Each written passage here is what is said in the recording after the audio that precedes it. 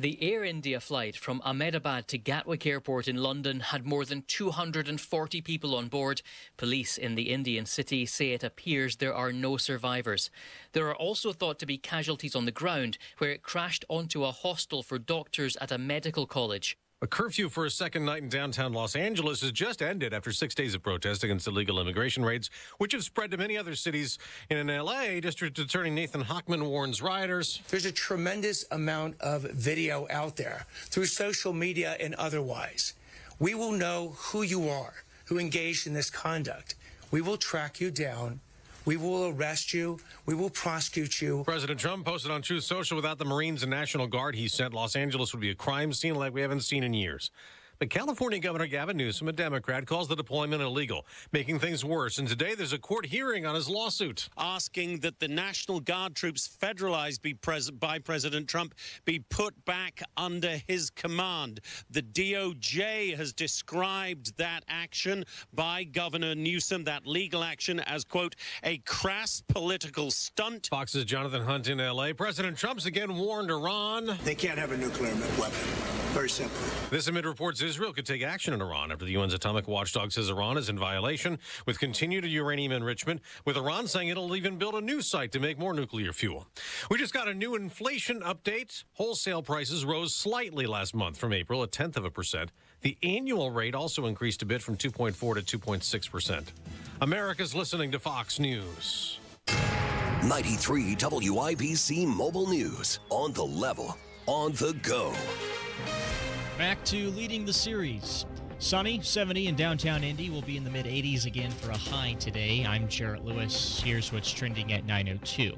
One of the keys to the Indiana Pacers' victory in Game 3 over the Oklahoma City Thunder Wednesday night was their bench. John Herrick explains. Their bench outscored the Thunder's bench 49-18. The Pacers were fueled by T.J. McConnell's 10 points, 5 steals, and 5 assists. T.J. just brought a competitive will to the game. Pacer head coach Rick Carlisle says it's going to take a collective effort from everyone to close out this NBA Finals and bring home a championship. The Pacers need 2 more victories to do that, and they lead Oklahoma City 2-1. Game 4 is Friday night. John Herrick, 93 WIBC Mobile News. And fans were going crazy following the Pacers' big home win.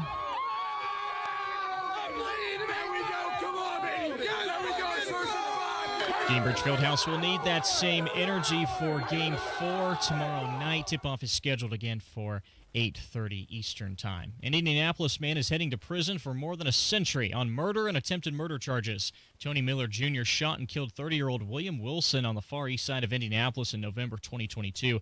He was sentenced this week to 105 years in prison. Miller also shot his ex-girlfriend in the arm. She and Wilson were in a car waiting to pick up the woman's daughter.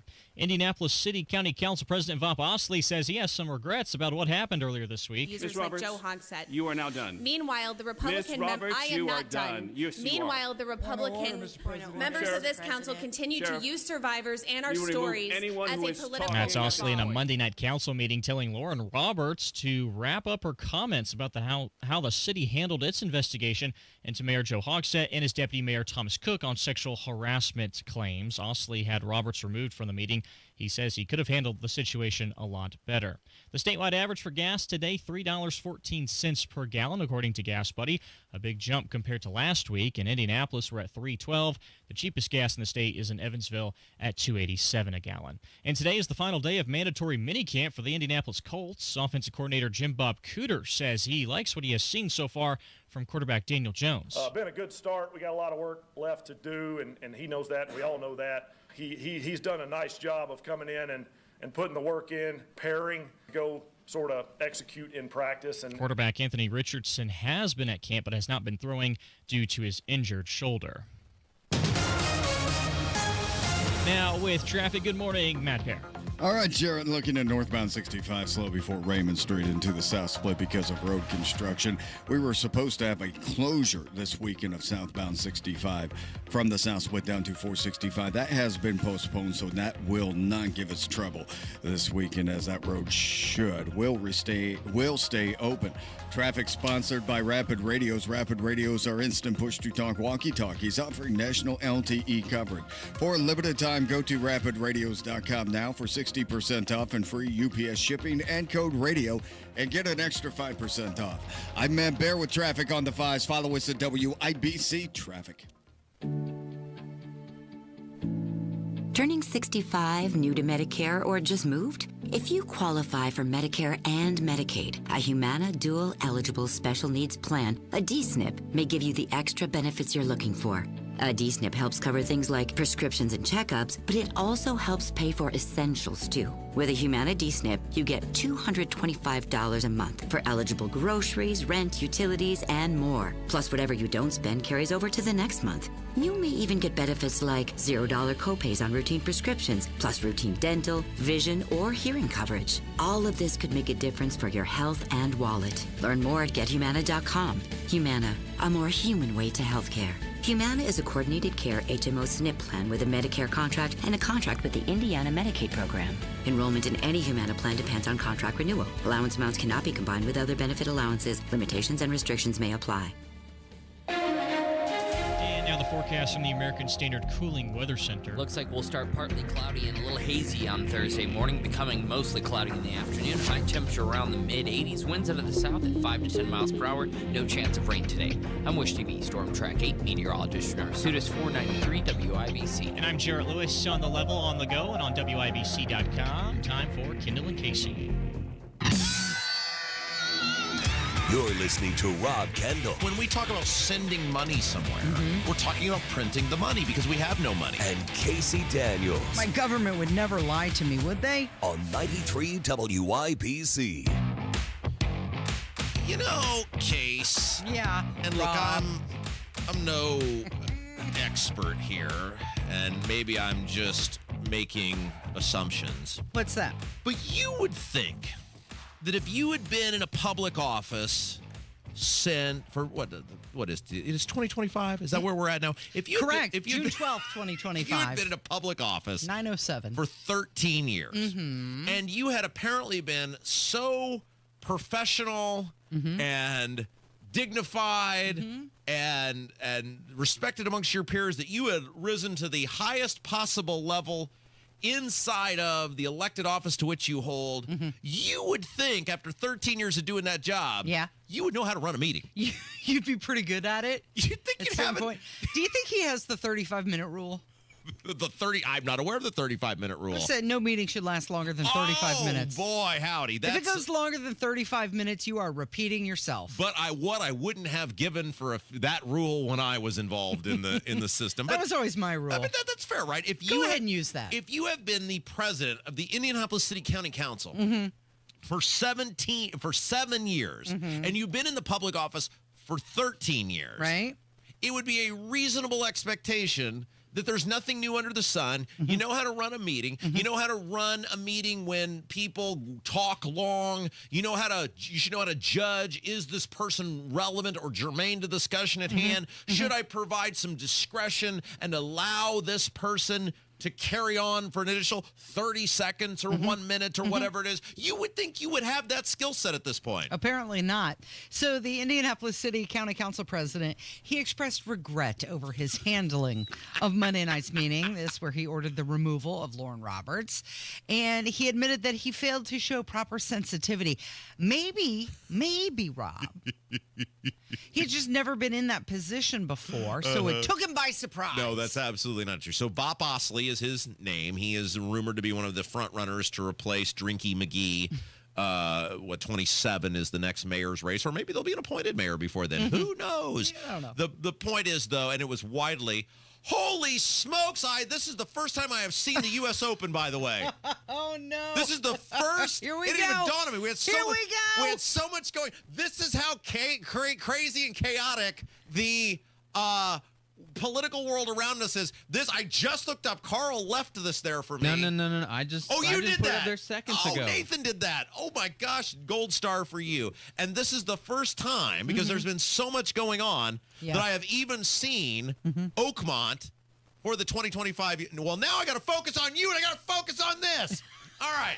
Gosh, so hard when you got the OCD, right? You can multitask. Anyway, I have confidence in you. Okay, so my wife has a gift where when I'm talking to her, she can still look at the TV. She can actually look at the TV with one eye and watch me with the other, so that the eye closest to me, she'll think I'm looking at her, and I will have to ask her and go, Are you paying attention to me? Can you repeat back what I said? Here's the thing. Wait, okay, so let me reset Somebody like you, one eye always needs to be on you.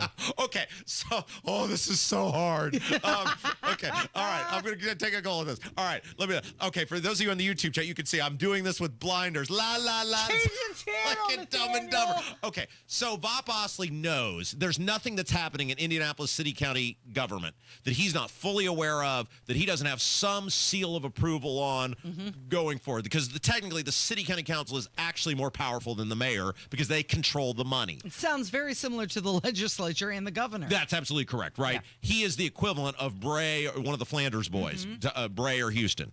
And so the idea that, when he was having this debate, discussion, Stop staring at me. You're giving me the mom eyes. Yeah.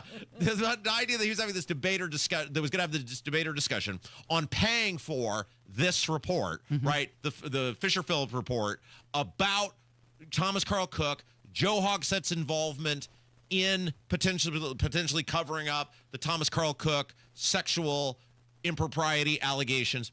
He knows that's on the agenda. He has to know that this woman, because she's coming back from Denver, and she had a throng of people with her. Everybody knew. Right. She had a throng of people there with her. He had to know she was coming.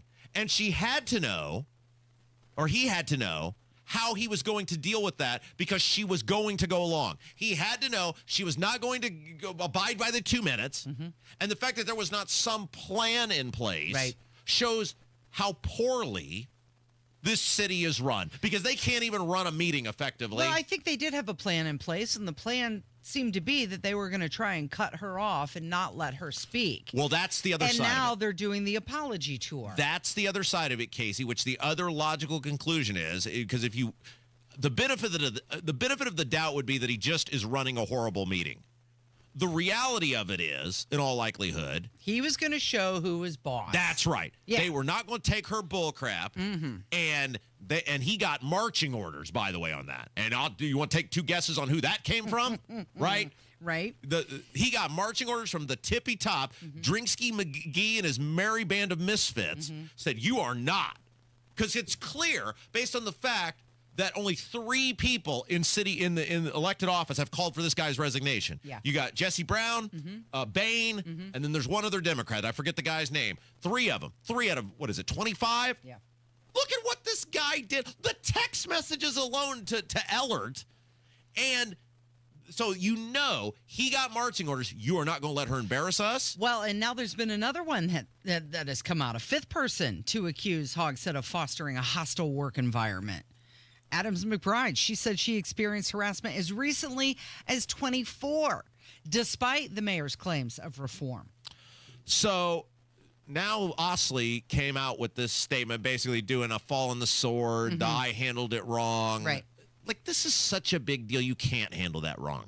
Whatever your strategy is, it has to be predetermined, because there's just no way they let that go through the. And again, it's dishonesty. I don't believe for 1 second, Case, that he didn't know she was coming. He didn't know how he was going to handle it, and he did that deliberately, and he doesn't feel bad about it at all. Okay, so Roberts and others, they're going to be able to speak at an upcoming Administration and Finance Committee meeting, and it's regarding the bill from the investigating law firm. Which, by the way, technically, if you're going to just hold everyone to 2 minutes, okay, fine.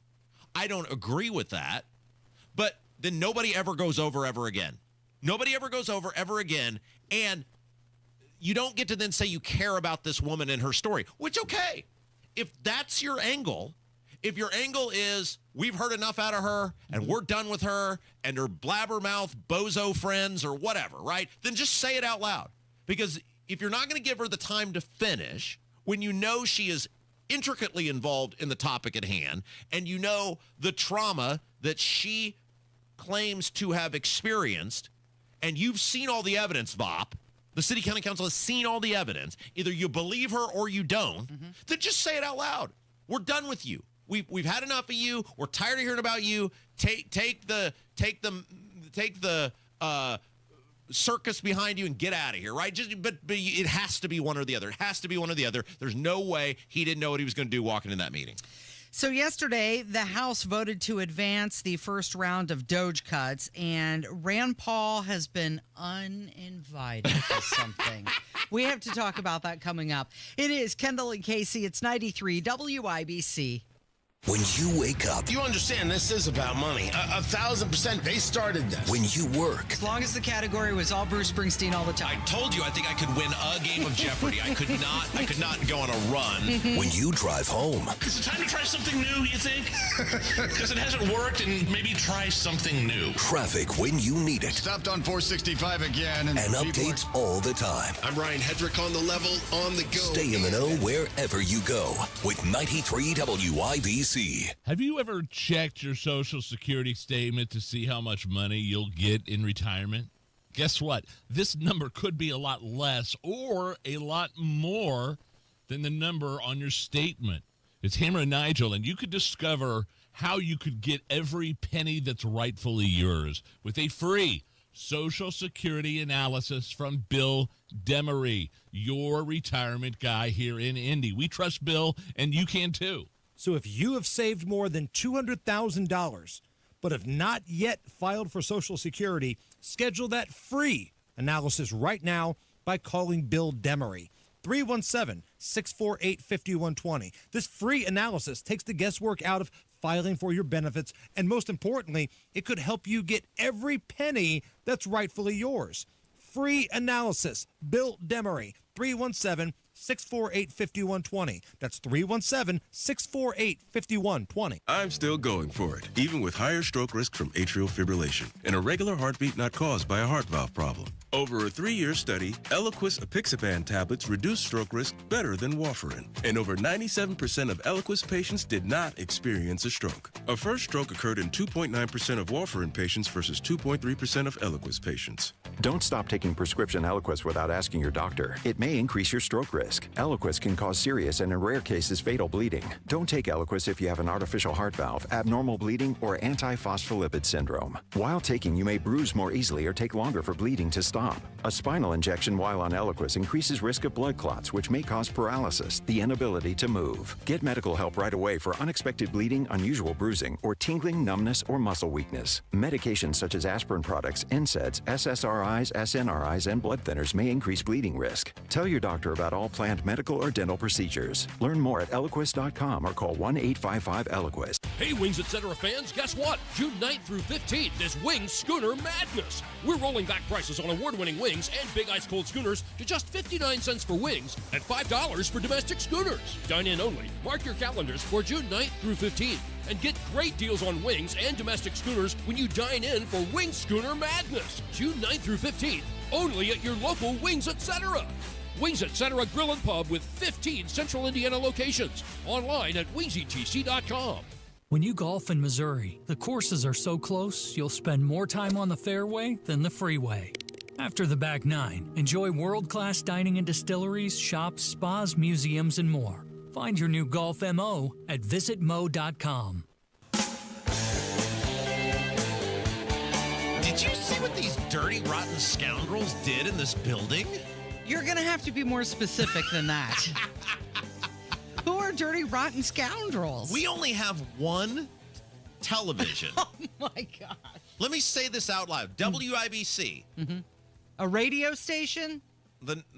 Every book, every month, the number 1 or 2 radio station in Central Indiana. Yeah.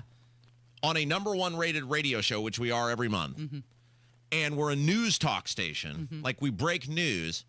And now, and this didn't even occur to me because I never had the TVs on, but Nathan, who hooked this up, I mean, this TV I'm looking at is like something out of the... my college dorm room. Yeah, right. I mean, it's like some little bitty, teeny tiny...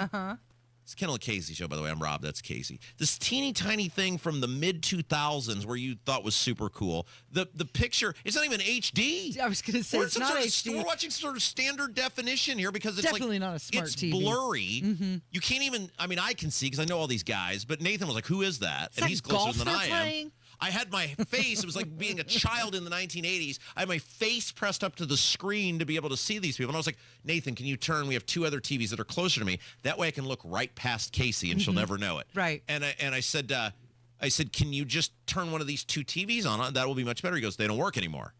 So what do you mean they don't work anymore? He said, whenever you surprised? Some sort of change was made, but I was like, they have cable boxes. What's the point of having the box without the television? It's just equipment left over from when they did work. So WIBC, Indy's news leader. The radio station. Number 1 or 2 every month. We have one teeny tiny television. I think they did that intentionally so that you couldn't sit here and zone out and watch He golf. said it's been going on for months. It has. They haven't worked behind me for at least a year now. Where you been? Well, I just assumed we didn't have any need to have him on. We didn't need the Drew Barrymore What's the show Drew Barrymore? on the, 3 channels. The stupid Drew Barrymore show would break the news if there was some sort of international incident or something. Sure. All right, what's going on with Rand Paul? The big, beautiful bill. Well, one thing that happened yesterday, the House voted 213 to 207 to advance Trump's first round of $9.3 billion in DOGE cuts, right? Is that enough to offset the big, beautiful bill? Wait. So they projected what was that it would add. There was some. What was it? It was 2. Okay, so when they talk about this, $2.2 trillion deficit. Right. But this is what's important. So there's so many numbers right now. When we talk about adding 20 trillion over 10 years, we're talking about what the current spending levels are and what this adds on top of it. See, they don't want to act like the current stuff exists. So right now we're running 1.5-2 trillion annual deficit, and so the big bullcrap bill is not doing anything to lower that. In fact, it's adding. The bill itself is only adding 2.5 trillion, but we're currently running 2 trillion or 1.5 trillion. So you put that together, that's where you come up with the 20 trillion added to the debt over 10 years. So the bill itself is adding 2.5 trillion. And we're led to believe that $9 billion in DOGE cuts. I'm not a math expert, but if you went 10 years, 9 times 10 is how much? 90? Public school math, 90. So is 90 billion anywhere close to 2.5 trillion? No, it's a little less. Yeah, like 25 times less. And yet, with a straight face, they'll go, well, see, look, we're passing these rescissions from DOGE. Look at us doing so much for you, the American taxpayer. Yeah, so Rand Paul says now they want to add $5 trillion more by raising the debt ceiling with no strings attached. You say, oh, well, that's Biden's fault. Well, actually, it's not. It started out as Biden's spending levels in December. The Democrats voted for it and the big government Republicans. When March of this year came around and they continued the spending, they continued it at the Biden spending levels with only Republican votes. I voted no. But that spending levels voted by Republicans, led by Speaker Johnson, is going to result in a $2.2 trillion deficit this year. We own the spending levels. The party owns the spending levels, and they're going to own the debt ceiling increase. This is a huge mistake. I think it destroys the arguments of the conservative movement and is something we should in no way embrace. But we could still pass the bill by simply having a separate vote on the debt ceiling. What about what he just said seems radical? What about what he just said there seems totally out of line? What if you're a Trump guy and Trump all the time, what did he just say that we should pay our bills and we should vote on things as they come up? And if we're going to raise the debt ceiling, you don't get to hide it under this massive package of stuff where you're basically threatening everybody going, if you don't pass this, then the border's going to fail. Why would we as responsible people not say, okay, we're voting on everything as it comes up. If we're raising the debt ceiling, we're having that conversation by itself, and we're going to find out where this money's going and how we're paying our bills. What about that would we say is not fair or logical? Well, he wants it to be separate. He says he's not blocking the bill. He just wants a simple fix, and if they refuse to negotiate, then they're going to have to own it all. But he's right. Raising the debt ceiling, this is the issue with the big, beautiful bill. And if they don't do it now, when are they going to do it? Never. So the response to this has been to demonize Rand Paul. They've done it to Thomas Massey in the House as well. Not say, you know what? That guy's right.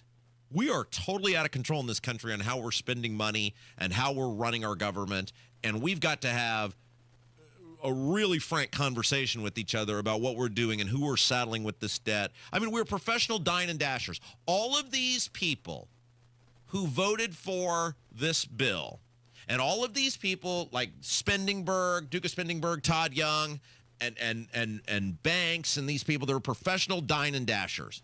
And what that means is they go to a restaurant, they go to the nice restaurant, like the really fancy one, like a St. Elmo, and they eat the most expensive thing on the menu, and then they go, somebody's going to have to pay for that. And they get up and they walk out. Okay, so Rand Paul said that he had been uninvited to the White House picnic. Great time of the year in the summer. My family comes up. My son and daughter-in-law and grandson are coming up because we were going to the White House picnic, but I've just been told that I've been uninvited from the picnic. I think I'm the first senator in the history of the United States to be uninvited to the White House picnic. The White House is owned by the taxpayers. We all are members of it. Every Democrat will be invited. Every Republican will be invited, but I will be the only one disallowed to come on the grounds of the White House. I just find this incredibly petty. I mean, I have been, I think, nothing but polite to the president. I have been a intellectual opponent, a public policy opponent, and he's chosen now to uninvite me from the picnic and to say my grandson can't come to the picnic. I just the level of immaturity is beyond words. Donald Trump did respond to that, and he said, of course, and this after Rand Paul came out and said that. He said, of course, Senator Rand Paul and his beautiful wife and family are invited to the big White House party. He's the toughest vote in the history of the U.S. Senate, but why wouldn't he be? And then Trump said, besides, it gives him a chance to sway him, to get his vote. Trump will take it as an opportunity to handle all of his objections, but it sounded really lovely there. Did you hear those birds tweeting in the background? We've got a lot of nice places in our government. You should thank yourself, Casey. All right, what are we doing next? What's going on? Well, we have to talk about Brian Wilson, and how about them Pacers, Yeah, huh? that's right. It's Kendall and Casey on 93 WIBC. You've heard about Terry Bush at R&R Agency for a long time. How easy he is to work with, and how he'll find you the best insurance coverage at the best rate. Now hear from one of his clients. Hi, Terry.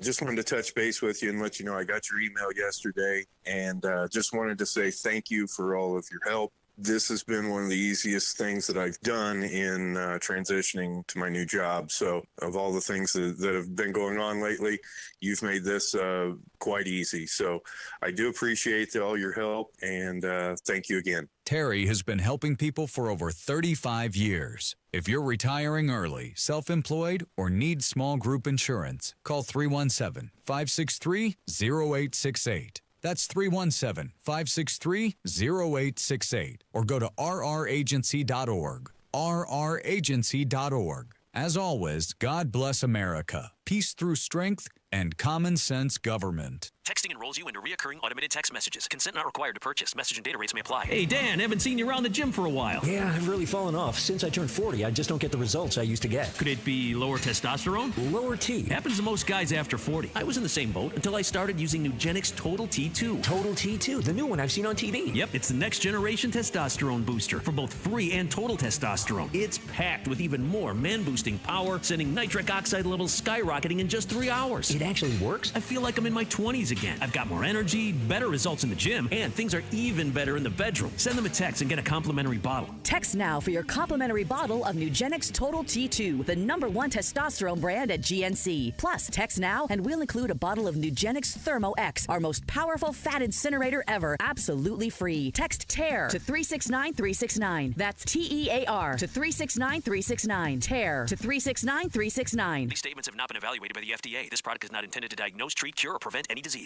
This is Joe Cordell of Cordell and Cordell. Cordell and Cordell is the largest family law firm in the country, with over 35 years of helping clients navigate divorce. That does give us certain advantages, for example, in experience and resources. But being big doesn't mean less personal or less local. Our attorneys live and work in your community, and as neighbors, they understand the challenges your families face. If you're a guy facing divorce, remember, Cordell and Cordell, a partner you can count on. 101 West Ohio, Indianapolis. CordellCordell.com. Here's a harsh fact. 40% of women and nearly 20% of men suffer from varicose or spider veins. Left untreated, these veins can cause tired, heavy legs, swelling, burning, cramping, aching, even restless leg syndrome. In some cases, it can lead to serious health risks like blood clots. USA Vein Clinics offers minimally invasive treatments that take as little as 15 minutes, covered by most insurances. Call 317-516-6861 and schedule your appointment today. Don't wait. 317-516-6861 for free information today. Imagine walking, exercising, and sleeping peacefully again. Varicose and spider veins won't go away on their own. USA Vein Clinics can help. Call 317-516-6861 for fast, easy, affordable solutions. USA Vein Clinics treatments are covered by most insurance plans. Don't put this off any longer. Call 317-516-6861. 93 WIBC Mobile News. On the level. On the go. Hundreds believed to be dead. Sunny, 72 on Monument Circle, 85 is the high today. I'm Jarrett Lewis. Here's what's trending at 9:31. More than 100 bodies have been recovered so far after a catastrophic plane crash in northwestern India. The Air India flight from Ahmedabad to Gatwick Airport in London had more than 240 people on board. Police in the Indian city say it appears there are no survivors. There are also thought to be casualties on the ground, where it crashed onto a hostel for doctors at a medical college. Images show the Boeing 787 descending out of sight before a huge fireball erupts into the sky. The pilots sent a mayday call, but air traffic control reports receiving no further response. This is the first time a Boeing 787 Dreamliner has been involved in a fatal incident. Jonathan Savage, Fox News. The arrest number nearing 400 people in Los Angeles, mostly for refusing to leave areas when they've been asked during these recent protests against ICE deportation raids in the city. The state of California is suing to remove soldiers because the state argues a National Guard deployment is illegal without the governor's approval. More soldiers are expected to ICE agents on deportation raids in the coming days. Republican lawmakers have once again beaten their Democratic counterparts in the annual congressional baseball game Wednesday night. The final score 13-2.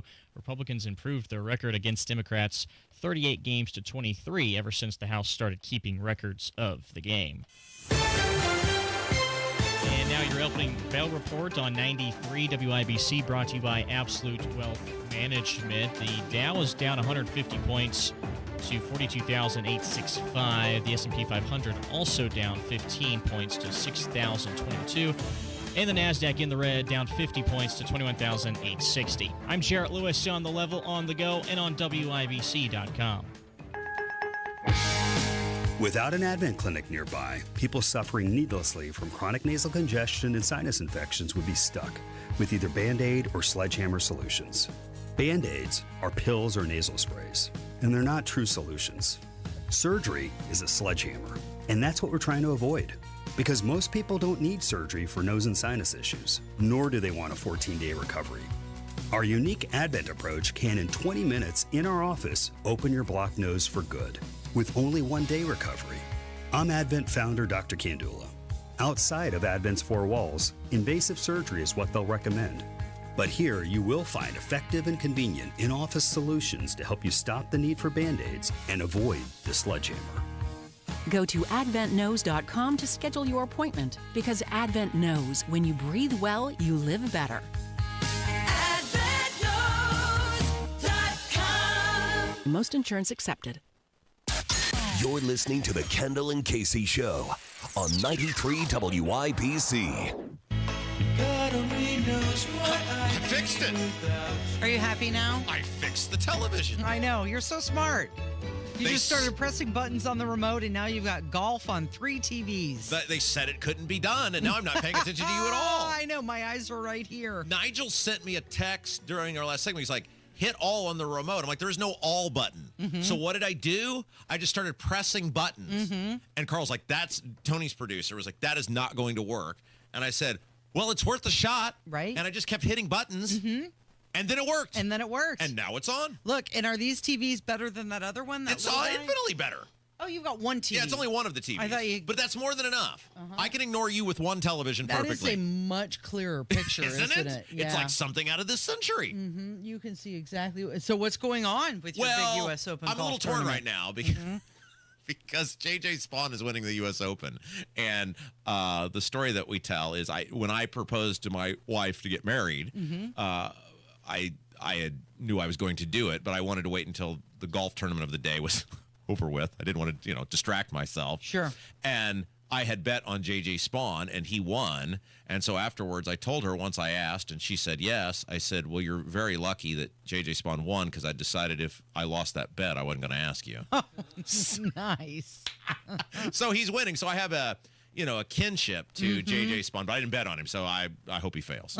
You didn't bet. How's our dentist doing? Not good. Oh, okay. Well, he's doing good by our standards, not good by, I think it was 5 over. Okay. It's like we said, we were very excited that so if you did not know, a local dentist, Matthew, was it Vaught? Vaught's his name? Yeah. I think it qualified for the United States Open, which is the biggest golf tournament in the world. And he's an incredible amateur golfer. But people are like, wouldn't it be great? Like, the guy is not winning. Okay, and if he breaks 80, it would be amazing. The level of difficulty of this course and an amateur golfer, which he is going out and playing that course, it's unbelievable that he made it that far, but you just hope the guy doesn't come in with 101. And so he's playing kind of sadly. As expected. Well, they're right, and it's amazing. It's amazing he made it, and it's a great story, and everybody should be super thrilled that a Hoosier who's some guy who's working on people's teeth Monday through Friday, is out there competing amongst the greatest, golfers in the world. But anyway. We tried to get him on the show, and they said, "Well, he's not doing interviews now; he's practicing." He should have done the interviews. Right. It would have helped him more than whatever practicing he was doing. Yeah. Well, there's still time. Maybe he's just warming up, right? I don't think Oakmont is the sort of course you go in a better direction. I just think it gets progressively worse as the longer you're out there. So yesterday it was announced that a Beach Boys co-founder, Brian Wilson, passed away. He was 82 years old. His family expressed heartbreak and asked for privacy. Okay, so I would have actually lost the dead or alive game on him. And I felt bad about this because he's one of the most influential people, certainly in rock history. And you think about the influence the Beach Boys period had in the early to mid 1960s, and then the individual album Pet Sounds, and how that just redefined everything in music. And he was obviously like the Dr. Frankenstein mad scientist guy who sort of put all of that together and revolutionized the sound and the harmonies and everything. I mean, like he is, I don't know if he's a Mount Rushmore guy, but he's tippy top of people who mattered the most in the history of rock music. Pet Sounds, the first album I ever listened to. I remember being very young, asking my dad if I could listen to one of his albums because I was interested in music, and that's the one that he gave me. Pet Sounds ranked on Rolling Stone's 500 greatest albums of all time. It's at number 2. Yeah, I was going to say probably behind Sgt. Pepper. Yeah, there you go. And, of course, he was credited with writing all the melodies and, as you mentioned, the harmonies. And Tom Petty once compared him to Beethoven, and Rolling Stone named him one of the 200 greatest singers of all time. Well, and you think if you're someone my parents' age, their sound, the sound of the Beach Boys, it's so fascinating. My dear friend and radio mentor who taught me most of what I know about this business, the great Jay Baker, people know him from years on Bob and Tom, and he's still on Q95 now. He told me something years ago when I first started in radio, and he kind of took me under his wing, and it's always stayed with me. He said, you think about 1969 to 1974, you had the greatest coalition or collaboration of musicians all active at the same time.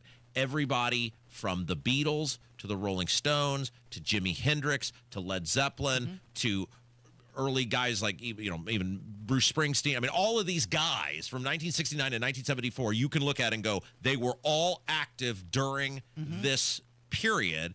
And then if you kind of extrapolate that and you bring that back to the mid-1960s, when you had at the top of their game, the Rolling Stones, the Beatles, and the Beach Boys, all active and performing at a high level at the same time. That is the Big Bang of music. Right.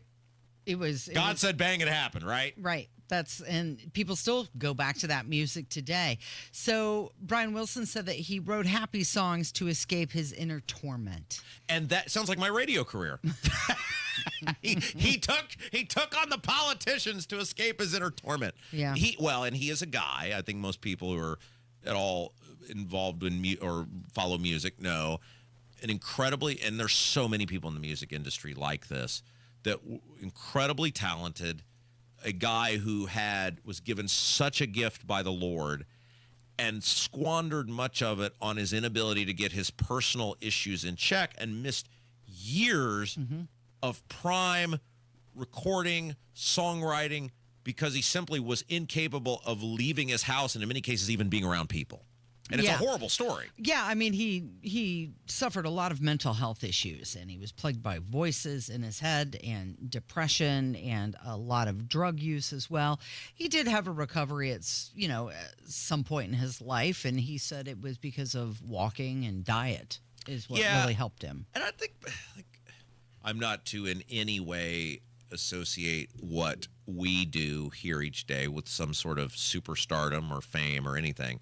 But when you're in the public eye and the public is looking at you each day and you do something in media or you do something in entertainment or a mixture of both, or sports is another example, you've got to really be able to be in check with who you are as a human being and what you want your life and your humanity to be. And you see so many people, and this is true with athletes, especially because many of them are so young when they experience this, but musicians were too back then, where you're incapable emotionally from a maturity level of dealing with what is handed to you, coping with the responsibility, plural, that come with fame or notoriety.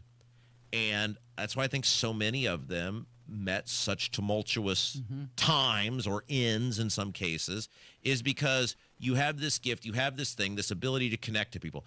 What we do and what music was, maybe is to some capacity still today, is about the ability to make a connection with people.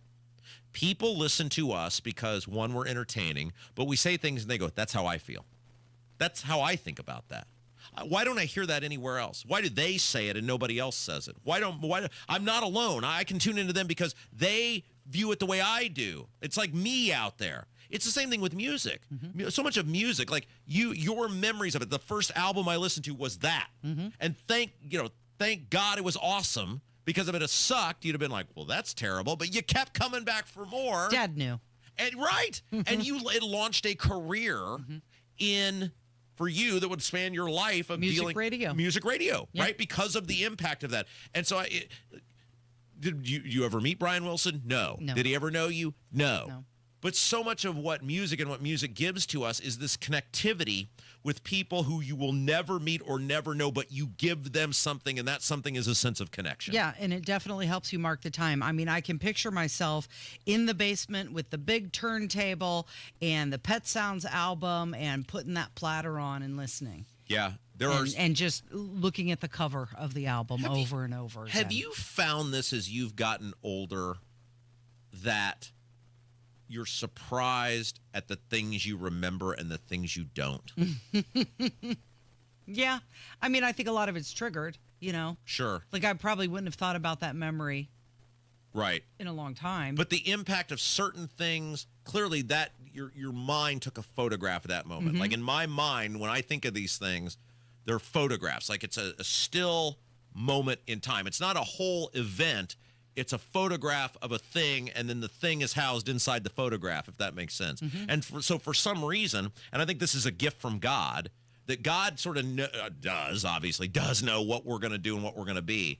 And one of the gifts we get is the ability for a moment like that with you, where it took that snapshot, and that you could replay that forever and recall forever and always. It's a file system up here, Rob. It's a file system. So the Pacers won last night, and Indy FOP put out a statement regarding what happened downtown with the protests. So we'll talk about that coming up from 93 WIBC. Hammer and Nigel show back at it today. We will recap a wild night in Indianapolis, and Rob Kendall flips out and goes off the rails. Don't miss it, 3 o'clock. The deals and specials are sizzling hot. It's the Central Indiana Gun and Knife Show this Saturday and Sunday at the Tippecanoe County Fairgrounds in Lafayette. The best dealers in the region will be at the Central Indiana Gun and Knife Show. Just $6 for adults. Kids 12 and under get in free. Must be 18 or accompanied by an adult. Buy, sell, trade. This Saturday, 9 a.m. to 5 p.m. and Sunday, 9 a.m. to 3 p.m. at the Tippecanoe County Fairgrounds in Lafayette. For more info, visit centralindianagunshows.com. Home sales activity is good, not great. So many homes, if improperly marketed, are sitting on the market. Hiring the wrong sales agent will cost you time and money. Hire the expert who maximizes equity and sells fast. The expert realtor I recommend is our friend Mark Dietl. Maybe you want a fast, guaranteed, no-hassle home sale, but don't want to give up hard-earned equity to do it. Mark Dietl guarantees your home sold at a mutually agreed-upon price and deadline, or he will buy it. Listen to what John in Greencastle had to say about his experience with Mark Dietl. I just bought a home in Greencastle shortly after my son moved to Fishers, which left me an hour away from family and 45 minutes from work. A big mistake, and I felt stuck since I had been in the home less than a year. I asked the Mark Dietl team for help, and they delivered big. My home was sold in 14 days for the price I needed so I could move closer to family and work. Call the local Indianapolis agent I trust and recommend, and the agent who guarantees your home sold or he'll buy it. Call Mark Dietl, 317-755-4232 for all the details, or go online to markdietl.com. That's Mark, DIETEL.com. Comcast Business is celebrating Small Business Month by giving you a $1,000 small business bonus when you switch to a qualifying gig speed package from the company with over 99.99% network reliability. Just imagine the thousands of possibilities of a $1,000 prepaid card. Like possibility number 1, company merch for staff. Styling. Or possibility number 24, the latest software. Upgrade. Or possibility number 192, new equipment powered by gig speeds. Or possibility number 555, a 3D printer. Rapid prototyping, anyone? Switch to Comcast Business for over 99.99% network reliability, advanced cybersecurity, and now get started with a $1,000 small business bonus. Comcast Business, powering possibilities. In 62225, new customers only with 2-year agreement. Other restrictions apply. This is Joe Cordell of Cordell and Cordell. Cordell and Cordell is the largest family law firm in the country with over 35 years of helping clients navigate divorce. That does give us certain advantages, for example, in experience and resources. But being big doesn't mean less personal or less local. Our attorneys live and work in your community, and as neighbors, they understand the challenges your families face. If you're a guy facing divorce, remember, Cordell and Cordell, a partner you can count on. 101 West Ohio, Indianapolis. CordellCordell.com. Puccini's Pizza, Pasta, Puccini's. Puccini's Pizza, Pasta, Puccini's. Puccini's Pizza, Pasta, Puccini's. Puccini's Pizza, Pasta, Puccini's. Puccini's Pizza, Pasta, Puccini's. Puccini's Pizza, Pasta, Puccini's. Puccini's Pizza, Pasta, Puccini's. Puccini's Pizza, Pasta, Puccini's. Addiction doesn't just affect one person, it touches everyone around them. That's why Matt Baer and Ryan Hedrick created the Supporting Sobriety podcast. It's for the friends and family standing behind, offering hope, guidance, and real talk. Listen now wherever you get your podcasts. This is my kingdom come. Casey, we are 2 wins away now. I know. From 125 to 1, the ticket cashing. No, it's all about you and your bet, isn't it? I mean, we started out, let's see, I needed I needed 16 wins when we started this thing. So most of our audience is aware, when the Pacers were in the gutter, certainly before the All-Star break, they had a bunch of guys hurt. I think they were maybe right around 500. I thought, well, they're 125 to 1. They're going to get some of these guys back. It'll give me a reason to pay attention for the rest of the year, and then the playoffs, however short they might be, I'll place a bet on the Pacers at 125 to 1. And here we are, Casey, after last night. Look at you. I mean, I know it'll be big for the city to win the NBA championship and the celebration and the first one, but let's face it, most people are now so emotionally invested in 125-1 cashing. That's why they're watching. They may ask me to be a part of the parade. I don't know. That's why everybody's cheering on the Pacers. Yeah. So in 49 states, it's just basketball, but this is Indiana. And could you believe how gold and yellow the crowd was? Well, that's the team colors case. No, I know. I don't know if you're aware of that. It seemed like there was 99% participation. Well, I think they give you a shirt. Right, but still, everybody put them on. Normally, there's a couple in the crowd. Is that our standard?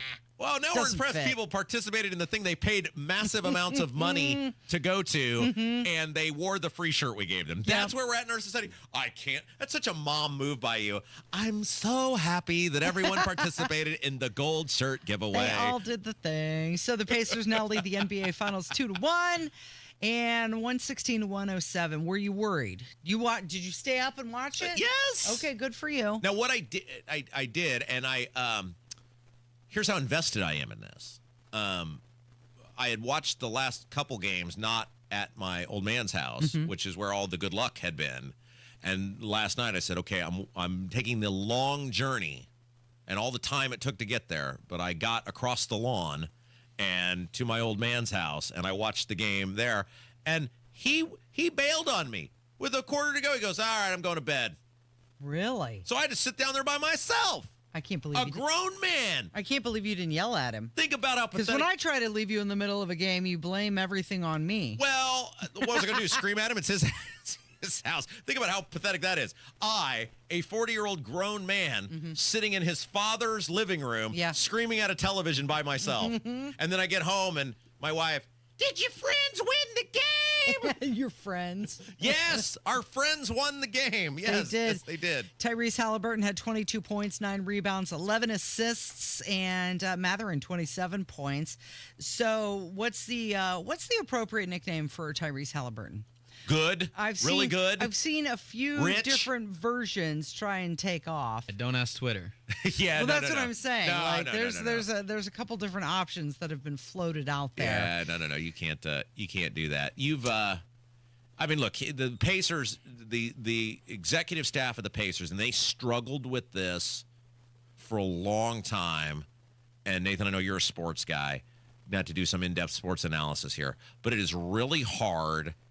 It's not hard in the NFL because everybody maxes out a salary cap. It's not hard to do. It's pretty much ironclad. Most teams get within whatever, and your team basically comes down to one position. Do you have a guy at quarterback? And if you have a guy at quarterback, you can build a reasonably successful team. The NBA is different because of the way the luxury tax threshold works. There's obviously not nearly as many players. It's much harder because of roster construction to put together a consistently quality team in the NBA, especially when you don't have the marketing lure of an East or West Coast, Los Angeles, New York, etc. And the Pacers have done a phenomenal job after several years in the sort of dark era after Paul George left of putting this roster together where they have not one but two legitimate star players, one absolute superstar, which other than Reggie, Indianapolis has really never had. I mean, Paul George was very good. The guy who went to Oladipo was very good, but you have a legitimate superstar, and then Siakam is an all-star caliber player. The fact that they've been able to do that goes to their drafting, the trades they've made. The front office for the Pacers does not get enough credit because this team in a small market in the NBA, that shouldn't be happening. Oklahoma City's done much the same thing, and that's why they're there. So is Tyrese going to take the position of Steph or LeBron? He's the future of the NBA. He's the guy. He's going to take the position, in this city at least, of HMFIC. And we looked that up last week. We know what that means. That is the position that he has now in this city because he is going to, especially if they win, but regardless, he is going to now elevate himself to a Peyton Manning level, as long as he stays healthy and they continue to be reasonably successful type of stature in this community. He's locked up for the long term. Pacers are committed to him. Pacers should be reasonably good for the next several years, given the roster and the way it's constructed. And so you are looking at a guy that is going to elevate himself into that upper echelon of Indianapolis sports icons. And he does seem to be a likable guy. as well. And you just hope that he stays that way. And you hit the nail on the head with that, Casey. That's such a big part of it, especially in small markets where you don't know this guy, right? But you feel like you know him. Feel like you do. He seems like a nice guy, and boy, you just want him to stay that way. And that was such a big part of those Pacers teams from the 90s. You know, you're growing up, as a Pacers fan, you felt like you could identify with Rick Smith, Haywood Workman, Mark Jackson, the Davis brothers, Vern Fleming, all of these guys, then Jalen Rose later. You felt like all of these guys. Now, Reggie was this uber flamboyant, but he was sort of like our guy, right? There was enough Hoosier about him, even though he was, from Los Angeles, UCLA. You felt like, okay, these are our dudes, and we have an investment in them from an emotional standpoint. And I think there's a lot about this team that sort of mirrors what we saw in the 1990s. I don't know if you saw the post-game interview, but they were asking him about, okay, you're going to go celebrate now. And, of course, he did we're going to soak in this win, but we only have one day, and then we got to play again. And they asked about his dad, if he was going to join in the celebration. He said, no, Dad's got to go home, and he's really out of pocket in them jeans. And I thought that was really funny. Like, he's giving the post-game interview, and he's ribbing his dad. What are we doing next? What are we talking about? We've got to talk about Donald Trump, what's going on with him and Elon Musk and everything. There's with still him. a thing. Trump and Musk are still a thing. There's still a thing, and everything that he's been saying lately. He was at the Kennedy Center last night. He said some stuff. We'll get to it coming up from 93 WIBC. Let's get it on like Marvin Gaye, like Hathaway. You know that feeling of a fresh, clean home? Well, summer's finally here, and it's time to take advantage of Zero Res's best deal of the summer. This month, get 3 rooms of carpet cleaning starting at just $129. Take $75 off air duct cleaning too when you mention WIBC. Hi, this is Denny Smith, and Zero Res can handle every surface in your home and business. The carpets, tile and grout, hardwood, laminate, stone, upholstery, rugs, air ducts. Now think about everything left behind on and in your floors. Dirt, dust, allergens, pet dander. It's time to get Zero Resified. Zero Res uses their platinum-rated cleaning system that safely and effectively removes all the deeply embedded nasty dirt, dander, and bacteria. Better yet, it's safe for people, pets, and the planet. Zero Res cleans with no soap, no residue, no harsh chemicals, and gives you fresher carpets and cleaner air for your family. So don't wait. Just call and book the Zero Res Pros today. 317-388-5141. Online at ZeroResIndy.com. This is Joe Cordell of Cordell and Cordell. Cordell and Cordell is the largest family law firm in the country with over 35 years of helping clients navigate divorce. That does give us certain advantages, for example, in experience and resources. But being big doesn't mean less personal or less local. Our attorneys live and work in your community, and as neighbors, they understand the challenges your families face. If you're a guy facing divorce, remember, Cordell and Cordell, a partner you can count on. 101 West Ohio, Indianapolis. CordellCordell.com. Americans love using their credit cards, the most secure and hassle-free way to pay. But D.C. politicians want to change that with the Durbin-Marshall credit card bill. This bill lets corporate megastores pick how your credit card is processed, allowing them to use untested payment networks that jeopardize your data security and rewards. Corporate megastores will make more money, and you pay the price. Tell Congress to guard your card, because Americans lose when politicians choose. Learn more at guardyourcard.com. Paid for by the Electronic Payments Coalition. Halliburton has it with 3, driving with 2, pulling up, and hitting with 0.3 of a second to go. How many more times can this team do that? The Fieldhouse will be rocking on Friday night as the action continues between your Pacers and Thunder with Game 4 Friday at 8:30. Get your tickets at Pacers.com/finals and cheer on the blue and gold. Pacers Thunder Friday at 8:30. Pacers Finals presented by KeyBank, Kroger, and Starry. Summertime's here, so get a hot summertime deal at Tom Roush Lincoln. Get Lincoln's employee pricing on most all new Lincolns. Get up to $20,000 off select 2024 Navigators. Up to $8,000 off select 2024 Lincoln Nautilus. Come and see why the Roush family has served the community for over 53 years at Tom Roush Lincoln. Navigator MSRP 105-195. Nautilus MSRP 60-195. 2025 Navigators excluded from employee pricing. Subject to credit approval. See dealer for complete offer details. What do mulch, rain barrels, and mower hide have in common? They can all help you conserve water and save money this summer. Mulching beds in your yard help retain moisture and prevent weeds. Water collected in rain barrels can be used later to water outdoor plants. And setting your mower higher to 2.5 to 3.5 inches helps the turf retain more moisture without additional watering. These money-saving tips are courtesy of Indiana American Water. Find more ways to save and conserve at amwater.com. In 2 minutes from the Technology Recyclers Studios, a total team effort from the Pacers in last night's Game 3. What the head of the Indianapolis Police Union said following his meeting with President Trump. And there's been development in a case involving a young girl who used to live in northern Indiana. You're listening to 93 WIBC, WIBC HD1 Indianapolis. It's 10 o'clock. It appears there are no survivors. I'm Dave Anthony, Fox News. That's what a police commissioner in India says about today's plane crash. Right after takeoff, the pilots issued a Mayday warning, reached a height of about 600 feet, and then came down in a nearby residential area, crashing in a fireball of flames. One of the buildings hit was a doctor's college. Some people inside that building were also killed and injured. The plane had more than 240 passengers and crew, some of them babies and children. It was an Air India Boeing 787-8 Dreamliner taking off from the airport in the city of Ahmedabad. That's in the western part of India, bound for London's second biggest airport, Gatwick. It's quiet now in downtown Los Angeles after a second night of a curfew following 6 days of protest against illegal immigration raids that have spread to many other cities.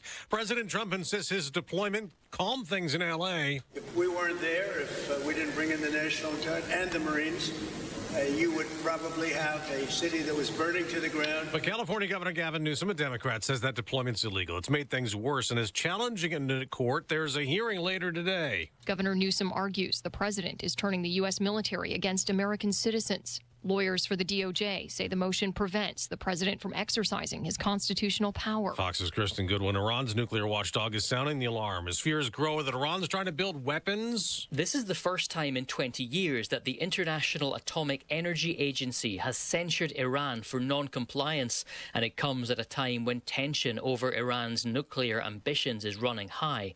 Iran's retaliated to the censure by announcing it'll set up a new uranium enrichment facility. President Donald Trump has warned that Israel or the United States could use airstrikes against Iranian nuclear infrastructure if negotiations fail. That's Fox's Jonathan Savage. America's listening to Fox News. 93 WIBC Mobile News. On the level, on the go. Ending the night up 2-1. It's sunny, 74 on Monument Circle, the high today being 85. I'm Jarrett Lewis. Here's what's trending now at 10:02. Gainbridge Fieldhouse, a jubilant place Wednesday night. John Herrick was there. That's the sound of Indiana Pacer fans enjoying their team taking a 2-1 lead in the NBA Finals by knocking off the Oklahoma City Thunder 116-107. This fan believed the key to the game was Pacer guard Andrew Nembhard. Andrew Nembhard playing D on Shea. That's it. That is all of it. It starts there and it explodes from there. He held the Thunder's Shea Gilgeous-Alexander to 24 points after Shea had more than 30 points in each of the first two games. Game 4 is Friday night at Gainbridge Fieldhouse for an 8:30 Eastern tip-off. John Herrick, 93 WIBC Mobile News. Maryland police are charging 2 people in the disappearance and death of a 3-year-old Nola Dinkins, who recently lived in Marion, Indiana. Earlier this week, authorities issued an Amber Alert after Nola's mother, 31-year-old Darian Randall, reported her daughter's abduction. Yesterday evening, after the Amber Alert was issued for a 3-year-old Nola Dinkins through Newcastle County Division of Police, after the mother reported her kidnapped in Newark, Delaware, an intensive investigation was immediately initiated. That's Maryland State Police official at a news conference. Maryland State Police recovered a child's body in Cecil County linked to the case. The head of the Indianapolis Police Union meeting with President Trump and the Attorney General. Ryan Hedrick shares what all that included. Rick Snyder told WIBC's Hammer and Nigel on Wednesday that he and other police union leaders from big cities across the country got together to talk about threats that police officers are facing. But we also talked about the revolving door of criminal justice. We're standing firm on that. Nobody understands rogue prosecutors and activist judges better than this president. Snyder says the criminal justice system has been hijacked. If you don't believe me, just take a look at the courts and the judge shopping that's going on all around the nation, depending on what desired outcome you want. Ryan Hedrick, 93 WIBC, Mobile News. And today's the final day of mandatory mini camp for the Indianapolis Colts. Training camp will begin in late July. I'm Jarrett Lewis on the level on the go and at WIBC.com. Kendall and Casey back in 1 minute. You've heard about Terry Bush at R&R Agency for a long time, how easy he is to work with, and how he'll find you the best health insurance coverage at the best rate.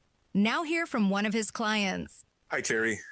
Just wanted to touch base with you and let you know I got your email yesterday, and just wanted to say thank you for all of your help. This has been one of the easiest things that I've done in transitioning to my new job. So of all the things that have been going on lately, you've made this quite easy. So I do appreciate all your help, and thank you again. Have a good day. Thanks. Terry has been helping people for over 35 years. If you're retiring early, self-employed, or need small group insurance, call 317-563-0868.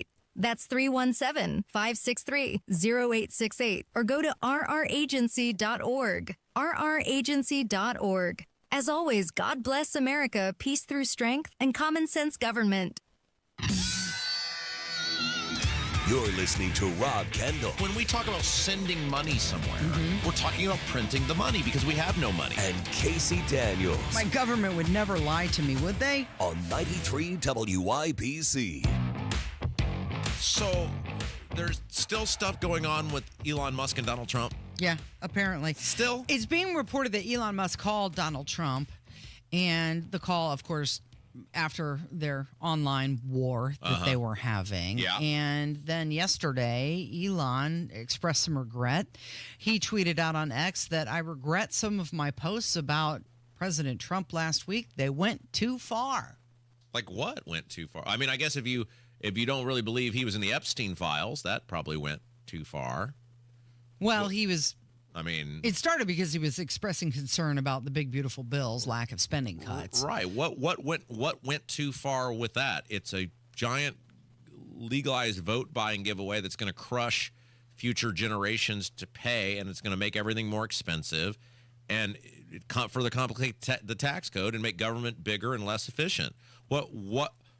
Why would you be upset about or have any regret about saying any of that? The only thing that he said that I would look at and go, maybe he shouldn't have said that is if he genuinely doesn't believe Trump's in the Epstein files. But like we said last week or 2 weeks ago, whenever that was, we said he probably is in the Epstein files, as are many, many, many other people. It doesn't mean they were on that Lolita Express. It means they probably had some level of engagement with Epstein on a purely professional basis, based on the fact that he was super rich and did business projects and everything else. Like that didn't make you Jack the Ripper. Well, apparently Trump told the New York Post that Musk's message of regret was very nice that he did that. So will they come back together and have a reconciliation? Don't know about that. But you have to consider Musk is thinking to himself, oh boy, I've got a lot of government contracts. Well, and this is why when you have to, if you're going to take on the government, you got to cut all strings. If you're going to be a bulldog and go in all in, you got to go in without any strings attached to something they can leverage over you. Because what is the thing we keep talking about? Both here on us local levels, we're seeing, look, right now we're seeing it play out with Hogsett. The only logical reason that every single one of those council members is not calling for Hogsett's resignation, they all know what he is. They all know he's a goof, he's a drunk, he has serious personal issues, he has no business taking care of himself probably, much less an entire city of people. And yet there's three of them that have called the guy to resign, and the reason for that, the only logical reason, is the leverage he has over people, the money, the dirt, the whatever, that they don't want any part of that smoke. You see it at the State House. You got all sorts of things going on right now with serious issues with behavior with lawmakers, elected officials. Nothing ever changes. Well, why not? I mean, you have to ask yourself, why would a guy Why would they keep a guy around who disgustingly blew a .283 and was food all over himself and was trying to eat and drink his food while that doesn't happen accidentally. That's not a oops, I screwed up. And by the way, it was in the middle of the day. Right. That doesn't happen accidentally. Why would they keep that guy around? Because they can leverage over him. They can hold the string over that guy, Mike Bohachik, forever. And look at a federal level. Elon Musk, if money and power is the most important thing to him, and I don't know him, I have no idea to pretend to be in his mind. I know he talks a good game, but if that company in the future, that company is the most important thing to him, government's got a lot of leverage over him. Absolutely. They will always find your weak spot, and they will exploit it. So there's a lot of protests that are planned for this weekend, nationwide, in fact. And it's also Donald Trump's 79th birthday, the U.S. Army's 250th birthday. It's also Flag Day. They are to take place Saturday at the State House beginning at noon. Last night, though, in regard to... So there's a protest Saturday at noon. What are they protesting? Do we know? It's called the No Kings. Yeah, but like, what's the deal? Last night They're protesting Donald Trump. Just that he exists. Pretty much. Okay, so they're mad. I mean, I'm not on the mailing list for that. Yeah. So, but like, what is the point of the protest? Because Kamala doesn't dispute that Trump won the election. So you can't say, well, illegitimate president. So what are they angry? Like, what are they? They're just mad he's there. He's in there. That the public, shouldn't they be protesting the public then? Since he's just a reflection of the vote of the public?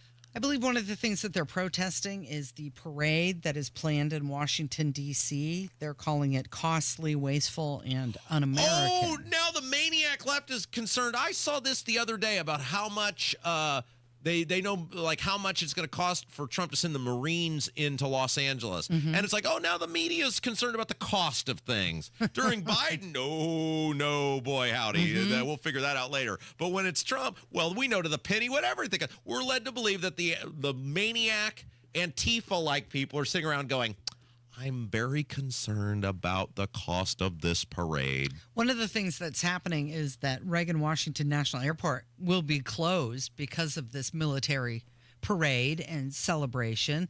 FAA has suspended all operations, and if you're planning on flying, make sure you check your flight status. And celebrating 250 years of service, but they're going to have 50 helicopters there, 64 Apaches, 60 Blackhawks, and 47 Canucks. Why?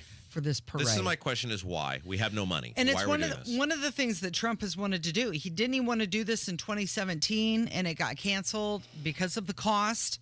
And now we have more money now. We're less in debt. He wants to have this grand military parade. Did you see how much it's going to cost? Well, it was $40-some million. Yeah, between $25 million and $45 million. So it's government. So go to the high side. So, I mean, why is this? This is my question. Why is this a good use of my money as a taxpayer? How is this making my life better or more affordable? Is national pride, not at that cost, not for you. Right. I mean, I just don't understand, what are they doing there that they would not be able to do anywhere else? Like, why is this necessary? It seems like grandiose and just conveniently centered around Donald Trump's birthday. But I still don't understand, like, okay, so if you're mad about something going on in Washington, D.C., which that's fine, okay, what is going to the State House lawn in Indianapolis going to prove? Like, what, Braun's going to see that and go, oh, these people are right. Braun's not going to be there on Saturday. Or Houston or Bray or any of these people. What are they, other than wasting their time, what are they trying to accomplish? And by the way, what is the plan? I've still yet to hear a public plan on how they're going to deal with these people, like from a law enforcement perspective, from Braun or Hogsett. Well, in regards to last night, what happened outside of Gamebridge. No, I'm talking about Saturday. For Saturday, what's their plan? Yeah, like, what are we doing? Like, is there some sort of message from the governor of, hey, we're not screwing around. If you guys get out of line, you're not going to like, right. Whatever. He should be putting out a statement. Right. Saying. The thing last night did not get to the level, and we had kind of predicted this. We had said, I think in the major cities you'll see some obstruction, which you did, the videos of Chicago, et cetera. But I just didn't think that it was going to mount to that last night, and it didn't. And I thought they had it pretty well under control, but it didn't get out of control. So they said of last night's protest downtown, the Indy FOP, they said last night showed it can be done safely and without violence while on the national stage. During one of the largest viewing sporting events around the world, our professional police officers of Indianapolis continued to stand the line for individual and collective rights and safety. And they went on to applaud the officers. And they said, we pray other major cities across America will stand with us and show that vandalism, violence, and attacks on police officers is not tolerated in a civil society. Back the Pacers, back the IMPD, back the blue. Okay, very good. All right, let's take a break. When we come back, Nikki Kelly is going to join us. There was a bunch of layoffs in state government. They were trying to sell this as related to these cuts they made at the end of the session. Nikki Kelly saying, not so much. Not all of them. And some of those layoffs were in the IEDC. And so that obviously has a lot of antennas up about what is going on in that little shadow government hellhole. So we'll get to that when we come back. We'll talk to her coming up from 93 WIBC. The Pacers and the Oklahoma City Thunder. Oh, we're ready for game 3. Long one on the way, and it's perfect. Siakam got it and lays it in. McConnell the rebound to Mathurin. This has been a spirited competition. Halliburton top of the key for 3. Toppin flushed it with 2 hands. The Pacers were able to finish this one off. Game 4 of the NBA Finals. Just a resilient group. Friday night starting at 8 on 93.5 and 107.5. The Fan. Say goodbye to cracked, stained floors and hello to durable, stunning surfaces that last. Their cutting-edge technology ensures a beautiful finish every time, and you get to pick out from their many colors. Upgrade your home today like I did. Galaxy Concrete Coatings. They're for garage floors, driveways, pool decks, and patios. They come with a lifetime warranty and 1-day professional installation. Call now for a free estimate. 877-417-0635. They're also online at GalaxyConcreteCoatings.com. I'm still going for it, even with higher stroke risk from atrial fibrillation, an irregular heartbeat not caused by a heart valve problem. Over a 3-year study, Eliquis apixaban tablets reduce stroke risk better than warfarin, and over 97% of Eliquis patients did not experience a stroke. A first stroke occurred in 2.9% of warfarin patients versus 2.3% of Eliquis patients. Don't stop taking prescription Eliquis without asking your doctor. It may increase your stroke risk. Eliquis can cause serious and in rare cases fatal bleeding. Don't take Eliquis if you have an artificial heart valve, abnormal bleeding, or antiphospholipid syndrome. While taking, you may bruise more easily or take longer for bleeding to stop. A spinal injection while on Eliquis increases risk of blood clots, which may cause paralysis, the inability to move. Get medical help right away for unexpected bleeding, unusual bruising, or tingling, numbness, or muscle weakness. Medications such as aspirin products, NSAIDs, SSRIs, SNRIs, and blood thinners may increase bleeding risk. Tell your doctor about all planned medical or dental procedures. Learn more at Eliquis.com or call 1-855-ELIQUIS. Career changers, including veterans and active duty service members. Your transition starts here. Go from GI to IT in a matter of months. Become a certified cyber warrior with training at My Computer Career. Cybersecurity specialists are in high demand, offering IT pros great opportunities and a rewarding lifestyle while protecting our people, liberty, and treasured institutions from cyber threats. Deploy your career in IT today. Learn more at mycomputercareer.edu/CWP. SkillBridge and other VA benefits are available to those who qualify.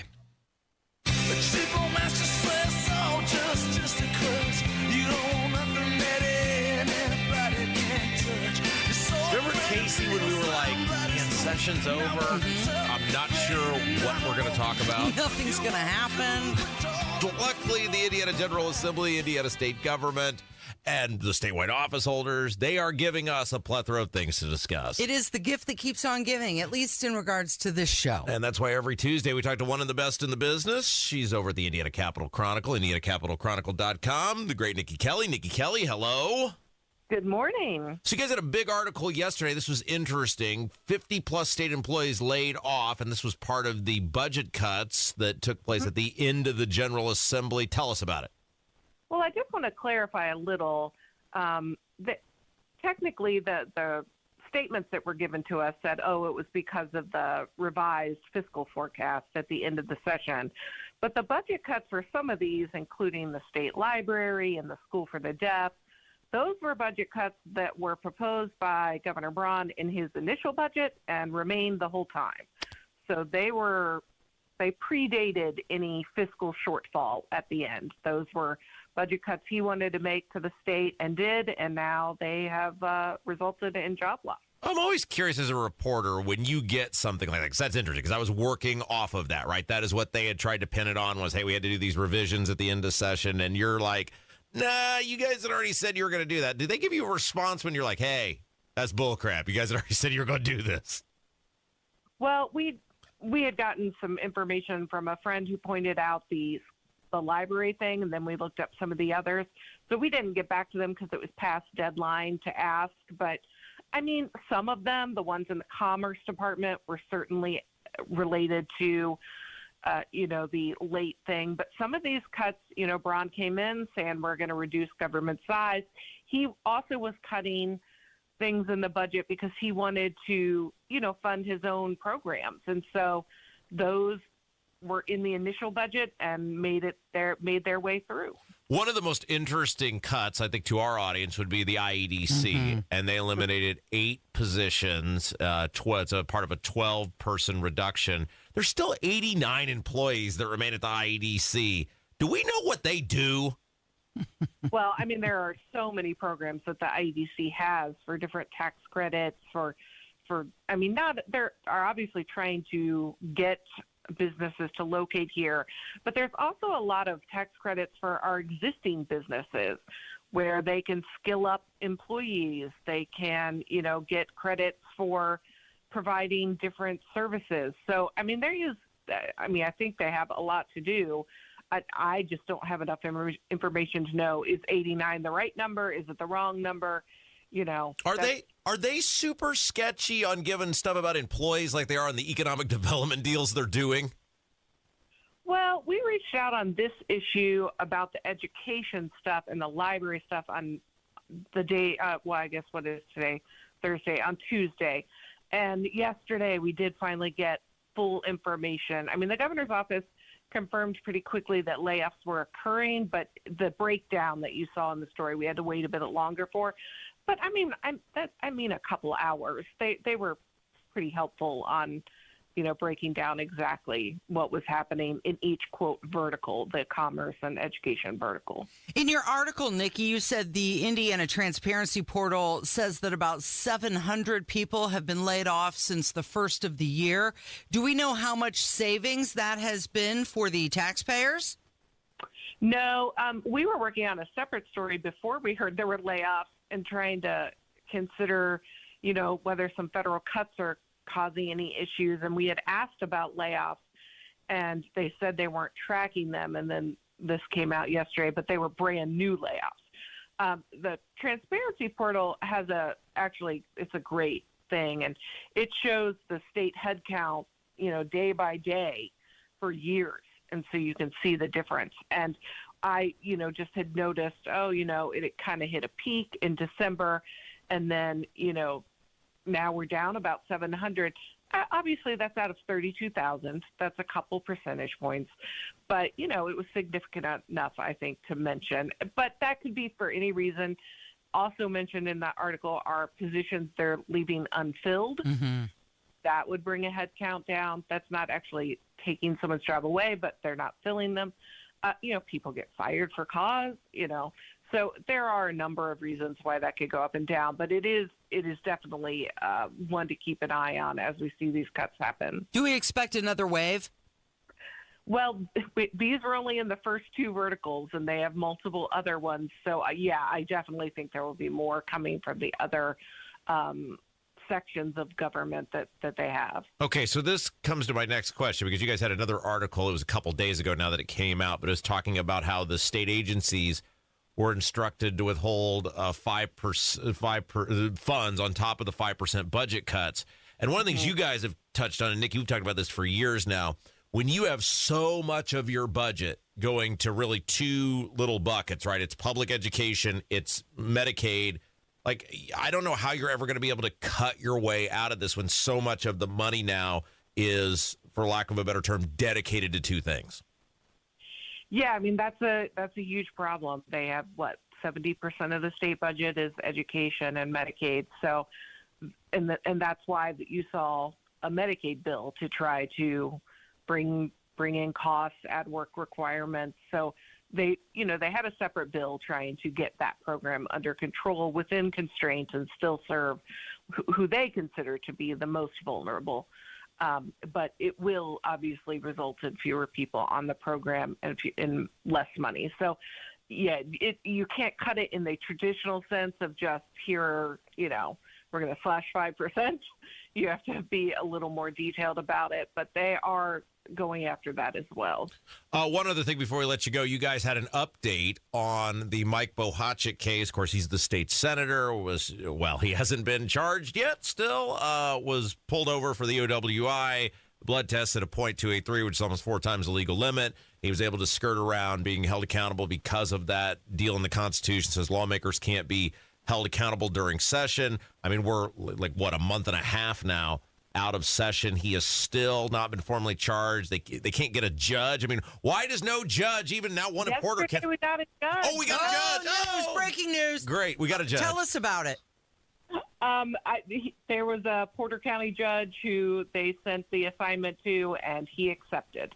The previous ones in LaPorte said, no, not handling it. So there is a judge assigned. He has an initial hearing scheduled. And when is that? Do you know? Oh, gosh, 28th maybe. I'm sorry, I'd have to look it up again, but it's coming up. Because he's trying to keep his driving privileges, right? Right. He filed a motion. His attorney filed a motion to try to allow him to use an ignition interlock device, which is where you blow in the thing on your ignition to show that you don't have alcohol, instead of losing his license. So that's something that the judge will probably pretty quickly have to rule on. Because in the state of Indiana, if you decline to take the breathalyzer, which you can do, it's an automatic license suspension. So, I mean, if he can do it, I mean, the argument's going to be right. If he can do it, then why would anybody ever take the test? Yeah, well, I mean, there are 2 laws in play. I mean, one is just when you're charged with OWI, they can yank your license. And then the other one is the refusing of the breathalyzer. And so it'll be interesting to see what the judge, I think his name is Judge Thode. I think I'm pronouncing that right. It's Chode. So I don't have any, relationship to him or know much about him, but at least they have a judge and now the case can move forward. Hey, one other question, and this is totally not related to anything you guys have covered at Capitol Chronicle, but I don't think anybody's covered state government like you for years. Obviously, we were able to track together that Bo Barrett had this OWI in 2018 and was able to escape scrutiny because his name was conveniently misspelled in the documents that were available. And then there's another OWI where he was charged with back in 2007 where his name was misspelled again. And it's 2 different misspellings on 2 different things.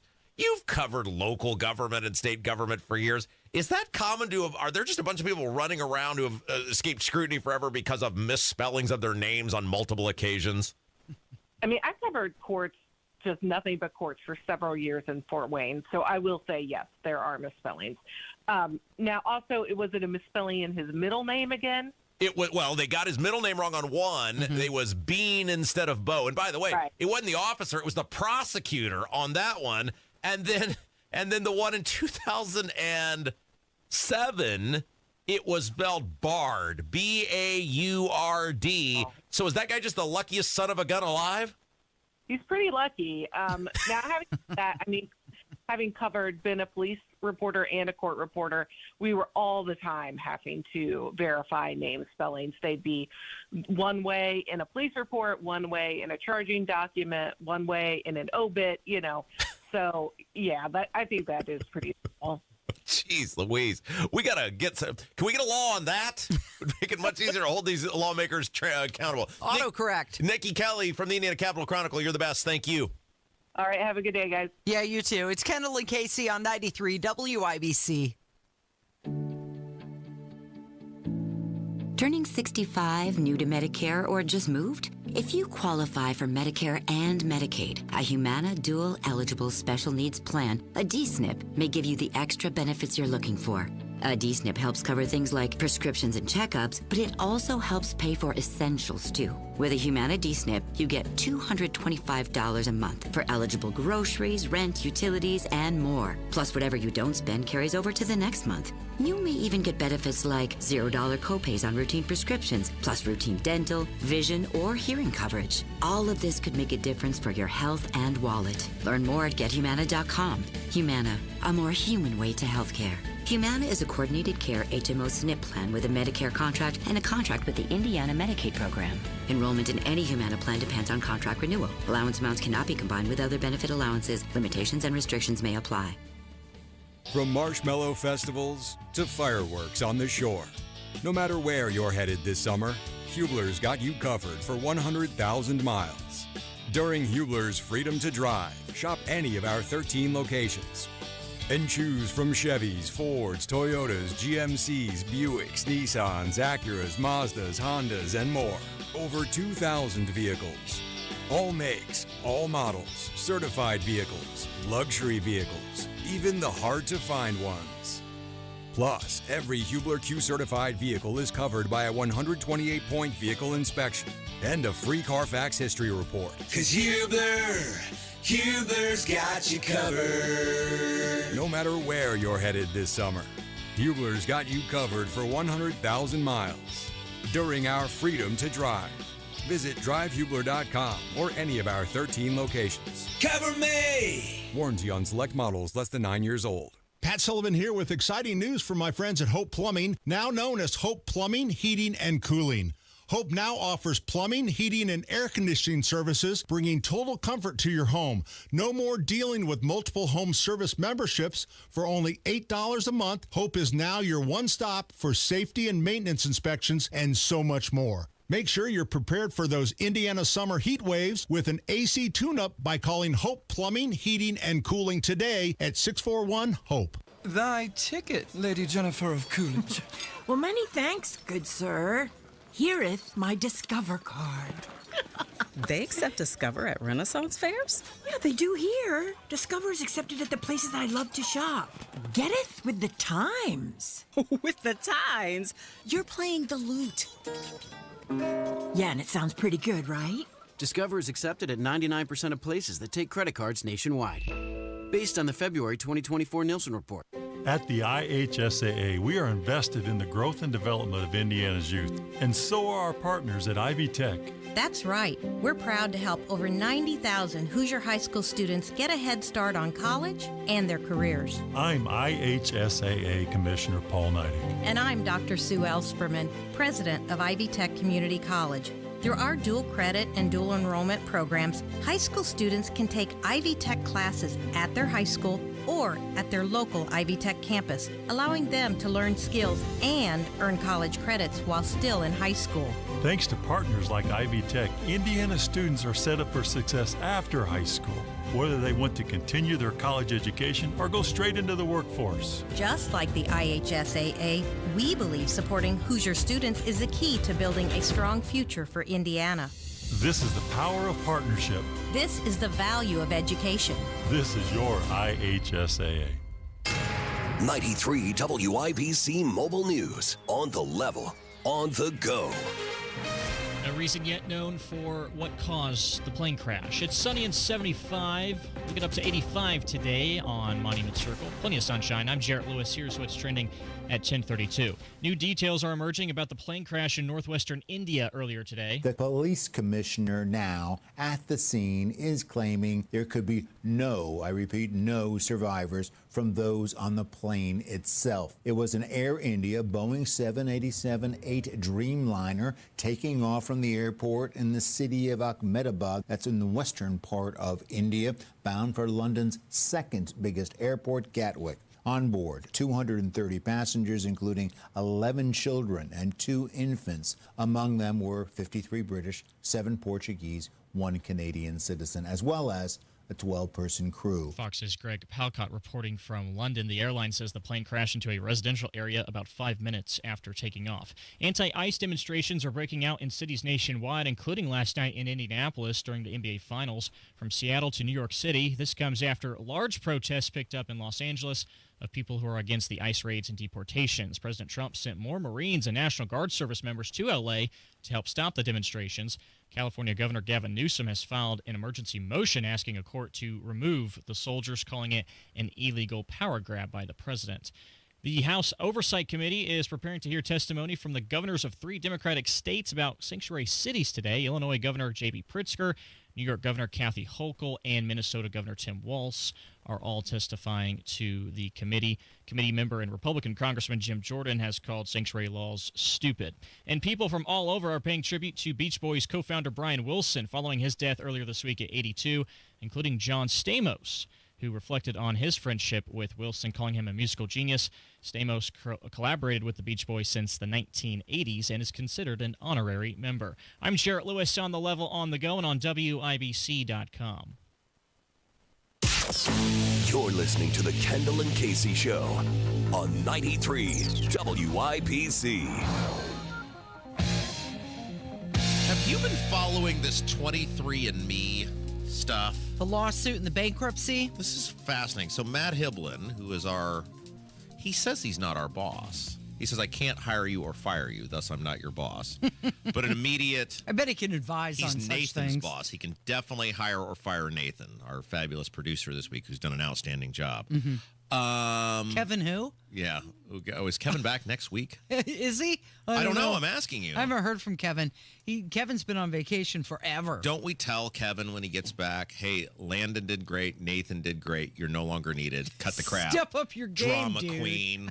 Can you imagine? Kevin would like pee his pants. He's so nice. Anyway, so 23andMe, it's this, how do you even describe this? It's this organization, most people are probably familiar with it, but just in case you're not, where you send, what is it? Is it blood? Is it a DNA? Right? DNA sample. DNA sample, right? It's not, they don't like draw blood, isn't it? But like a swab or whatever. And then they tell you about your life, your ancestry, your whatever. Your heritage. And a lot of people have started using it, and this is really interesting, like especially if you're someone who's adopted, to learn about your family heritage, to see do I have a propensity for cancer or heart conditions or whatever. And it's actually helped a lot of people. We actually had a guy on, I don't know if you remember this last year, Jason Sipe, our buddy Jason, who works in the prison system. He's not in the prison system. He works in the prison system. Sure. He's a teacher. That's different. And he found his real father. He knew he was adopted, but no. His thing was the guy he was told was his father died at a very young age. He never remembered him, and no memory, whatever. And then he wanted to learn about that guy who he thought was his real dad, and he did the DNA test or the 23andMe or one of these like this, and then he found out, hey, that's not my real dad. And the guy that was his real dad was living in Indianapolis, and now they have a great relationship together. He came on and told the story. It was fascinating. Yeah. But they I don't know, because they couldn't make money or losing money or whatever, they filed for bankruptcy, right? They did, due to declining demand. Yeah, okay. Because I guess once you've done it, there's not a need for repeat customers, right? It's not fast food. Right, there's a ceiling for how many people are going to do this. Yes. They also had a data breach back in 23, which affected a lot of people. So many potential customers said, nah, I'm not going to do that. Okay, so in this bankruptcy, there is like a biotech company that is looking at buying them, and now several states are suing. Attorneys generals are suing because they're saying, wait a second, you've got all this information on people's DNA and personal information, et cetera, and we don't think it's right that you can just sell to somebody that the public didn't consent to give their information to. Right. So not only is 23andMe auctioning off the business, part of their assets include your sensitive genetic data. Right. And so there are, 27 states, including D.C., that are suing them. And Indiana is not one of the states that is in this lawsuit. Which is wild, because Rokita sues everyone. He likes the lawsuit, doesn't he? Except if it's or investigations, unless, of course, it's who paid for the Secretary of State to go to India, then not only does he not investigate you, he gives you $5,000. But isn't it wild how Rokita, who sues everyone, isn't in on this? So I guess Rokita's not concerned about this company getting your personal information. Well, I think the interesting thing about this entire lawsuit, it's not just a privacy issue. It's more like a bioethical issue, right? Here's the... Like, if you're giving them your DNA, don't you still own that? Oh, do you? That's the question. Because if you're sending your information to someone, now I'm sure there is some when you sign up. I don't know. I haven't done it. I do know people who have done with this company and others. I would assume there is some lengthy thing, read the fine print type stuff that you sign, and that's probably what it'll come down to is who has ownership of what, and what could they do with your information. That's got to be in some sort of agreement somewhere, and that the case will probably hinge on that. Well, that sets a bit of a precedent, though, doesn't it? I mean, it's your body data, and you're saying... You're giving it to someone else, though. You are, but you gave it to 23andMe. Well, I understand that. Look, and Casey, now 23andMe is saying, oh, no, if we sell it to this other company, your data goes along with it. You're doing the woman thing where I'm mostly agreeing with you, and you're still just trying to fight with me for the sake of fighting. Like, you're just looking for a fight at this point because I'm mostly agreeing with you. Yeah. That I tend to side with you that you gave it to them. Now, I would not do that for this exact reason, but you gave it to them. The question will be, and again, just a low-level local bird lawyer here, what the fine print says on their ability to do what with your data, your information. 23andMe is saying that their customers' protections will remain under the new buyer. So that's part of the sales agreement, whoever they sell to, that it has to remain confidential. But they're using DNA like it's a product at that point. I mean, it really is sort of a new frontier in terms of if you're going to hand your stuff over to somebody, then what do they have the right to do with it? Look, I prefer to get my information the old-fashioned way. Let my father do the family history stuff on the internet. Right? I mean, does he do that? Oh, he was he into the genealogy. He spent years. I don't know if like your parents were this way, or I know your husband, but I don't know if he's this way in his personal life. My old man will get into something, and he will engross himself in it for like 6 months of his life. And that's all he will do. And then once he's finished doing that, he just puts it on a shelf, and it's as though he's closed a chapter in the book. Like he has just decided one day, that's it, I'm done with it, and then it just goes away. So for probably, I don't know, 6 months to a year, he just lived in family history and did a phenomenal job of finding stuff. He's retired, so what does he have to do with his time? But he put together this fabulous, well-documented family history. So I've already got all this stuff. I already know. My dad was way into the genealogy thing. The most surprising thing, though, out of this conversation, I did not know that your dad was Mike Braun. You said he gets really into something for 6 months and then moves on? That's well played. I wondered where you were going with that. Isn't that what's going on with our governor right now? That's well played. With the rumors that he wants to run for president? That's well played. The Indy Strawberry Festival is happening right now, returning on Monument Circle. That's what's going on outside here? Uh-huh. No, what is this? It's 59th year. Just people selling strawberries? Well, it's the strawberry treat, right? You get the biscuit topped with strawberries, whipped cream. That's it? And vanilla ice cream. All those people are down there for that? Yeah. $10. $10? Yeah. I think that was it's a fundraiser for Christ Church Cathedral. I feel like that was $5 when I started working here. That's how much inflation has hit our society, that the strawberry treat at the Strawberry Festival, which is an institution on Monument Circle, is basically double the price now. I hope you're happy, government. It's going until 4 o'clock today or until it's sold out, but you do get the styrofoam container that it comes in and a spoon. Nathan, are you going down? Are you doing it? Yeah, I'll probably go down. I'm here for a while. Of course. $10 is nothing to you. I wouldn't say that. He's a highly paid producer. That's nearly an hour of work here. Don't sell yourself short. So this caught my eye yesterday. You can read more about it at WIBC.com if you'd like. But there's a new trend in vacationing, and it's called agritourism. It's called what? Agritourism. Okay. So farm life used to mean long days and hard work, Yeah. right? Now, people, because of social media influencers, they're choosing this as vacation, living off the land. It's called slow living. Oh, they did this years ago in The Office when Dwight turned Schrute Farms into a bed and Right. breakfast. That's The Office is coming to life, yes. That's it exactly. So they're saying rather than go to some fancy, expensive resort, people are now choosing to find farms to go to. And they call agritourism a type of experiential travel where you can go experience and do things, meaning that you're doing something on your trip more than just laying on a beach, for example. Okay, well, first of all, God bless our farmers. Thank you for all of you who are allowed to exist, who the state has not strong-armed you out of your land, and we appreciate all the food you provide to a nation. And I feel like I show my appreciation to you by paying for the food.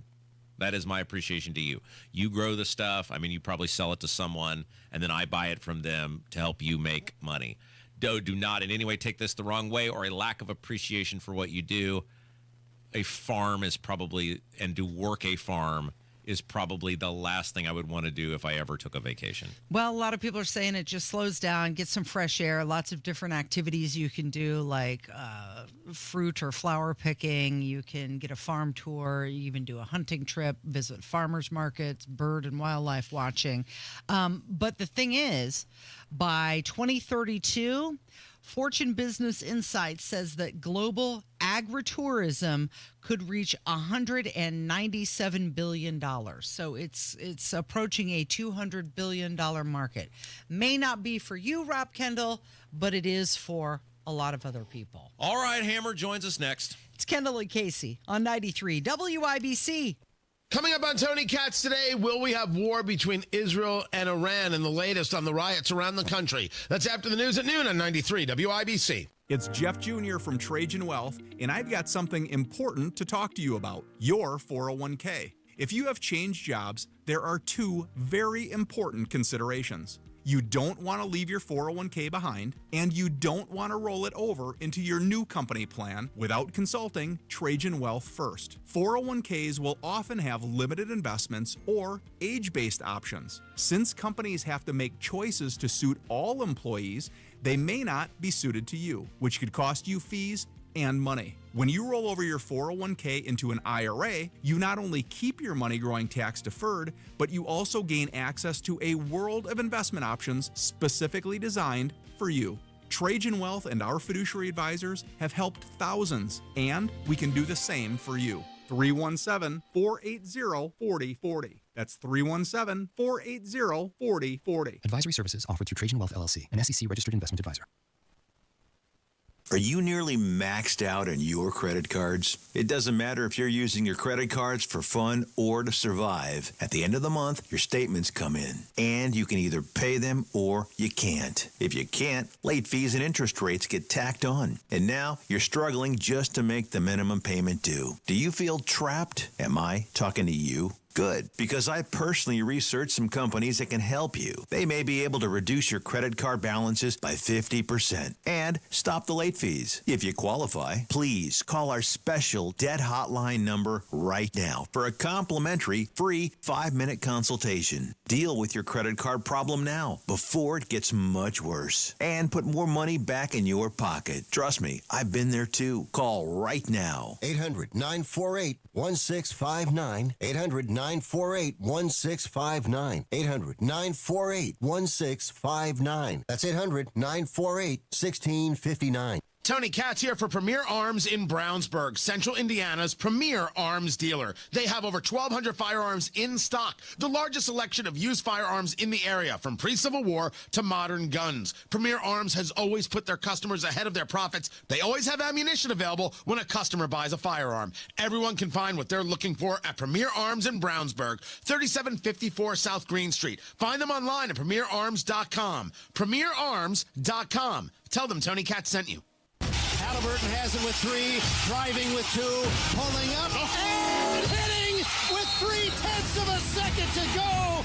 How many more times can this this team do that? The Fieldhouse will be rocking on Friday night as the action continues between your Pacers and Thunder with Game 4 Friday at 8:30. Get your tickets at Pacers.com/finals and cheer on the blue and gold. Pacers Thunder Friday at 8:30. Pacers Finals presented by KeyBank, Kroger, and Starry. Lanny went to college and racked up huge debt. A little bit over $100,000. For a degree he couldn't use? Now what? I had a friend that went to my computer career. They even helped him get hired immediately after graduation. One of the things I love about IT is that you can work from anywhere you want. You could become an IT pro in just months, including cybersecurity and the basics of AI with zero experience at mycomputercareer.edu. It worked for me, and I know it can work for you. This is one student's experience. Individual results vary. Why'd I go to the doctor?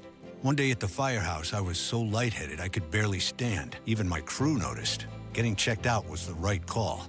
Turns out I have atrial fibrillation, which increases the risk of stroke about 5 times. Symptoms like irregular heartbeat, heart racing, chest pain, shortness of breath, fatigue, or lightheadedness can come and go. But if it's AFib, the risk of stroke remains. If you have symptoms, contact a doctor. I'm so glad I did. Visit notimetowait.com. Sponsored by Bristol-Myers Squibb and Pfizer. The June sales are on at Sundown Gardens. 20% off annuals, 30% off pottery. 186th Street and Spring Mill Road, sundown.gardens.com. The WIBC mashup is everything you love, from fiery debates to laugh out loud takes, all in one podcast. No weak sauce, just the best of the day each weekday. You can find it wherever you get your podcasts. You can't touch this. There he is from the #1 rated Hammer and Nigel show, Jason Hammer in the studio. Hello, Pacer fan. You look lovely today. You look Ms. lovely Casey. too. Thank you so Rob, much. you're here. Thank How are you. Rob's I'm here. I'm involved. I'm here. So I know we're going to talk Pacers here in just a moment, but I want our audience to remember, as exciting as this is, do not let this serve as a distraction that Joe Hogsett is a trash human being. That's right. And we've been talking about this for a long time. And all of a sudden, local media in Indy has seen Jesus. They have seen the light. The light bulb has popped off above the heads of people like Russ McQuaid and, well, maybe not even 13. I don't think 13's even covering it. They probably got the dumpster diving dork probably looking for some receipts somewhere in the back alley of a Dollar General. But do not let this serve as a distraction that we have been telling you that this dude is a scumbag for a long time, and finally, some members of the local media, and I'm going to leave Channel 8 out of this because at least they've had people that have asked Joe Hogsett, hey, where were you during the riots? Phil asked him in the debate. Yeah, Phil asked him. I think Alexis, when she was working there, asked him. So I'm going to take our news partners out of the equation. Okay. Has anybody from 13, has that butt sniffer Dan Spieler, whatever his name is, over at Fox 59 and his horrible, liberal, low-rated weekend political show said anything? I don't think they have. They'll bring Adam Wren on, and they'll, I know that's your buddy, Rob, so I'm sorry I'm ripping on Pencil Neck here. They'll bring Adam Wren on, and they'll have all these discussions, but they won't address the elephant in the room. And they never have any of us on, by the way. And, oh, by the way, we're right all the time. Boy, I can't wait for Off the Rails Day to crap on a bunch of your friends. So, again, don't forget, as excited as we are about the Pacers, and there's a big game coming up, Joe Hogsett is a weasel with an 8-year-old's haircut and crooked teeth and a red face and a drinking problem, and he sends poetry because that's what creepy old guys do to women half his age.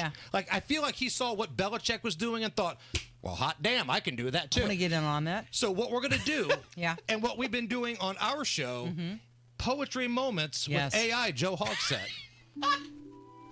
Hammer and Nigel present Poetry Moments with Joe Hogsett.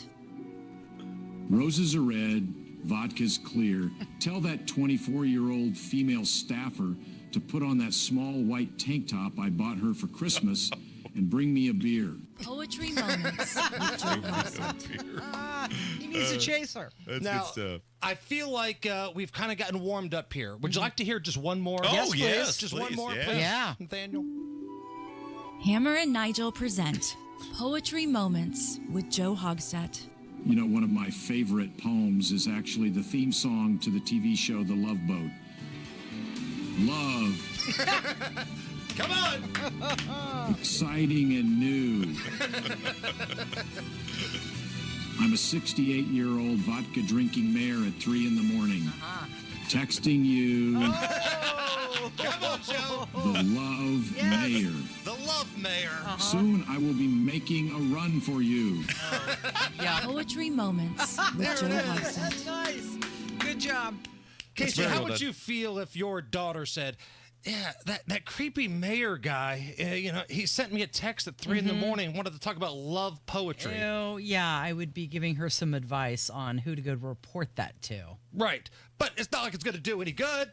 I mean, he's done all this stuff. We've got the women. They've got receipts. There are multiple women. And trust me, I'm not one of these dudes that say, believe all women. Because with all due respect, Casey, some of you chicks are skeezers. But these women have the receipts. They've got the text. They've got the videos. They've got the emails. And do you think that is why now some of the news outlets are paying attention? Because the drinking wasn't sexy enough, but now that we have... Going missing during the riots apparently wasn't sexy enough. Well, what is it? Because now they're all on board with reporting about him. We spoke with Tony Kennett yesterday, and he's been traveling out of state with Daily Signal, and he's been speaking to folks in other media markets about the perception of Indianapolis television. We're a laughing stock around the nation. Everybody just looks at Indianapolis TV stations as like, you are the softest media market. You guys will cover up anything just to have a 5-minute clip of your mayor or your governor at a barbecue. This is what I've never understood, and I think it's sort of bore this out, which is why these news stations or any media outlet feels like they need the politician. Access?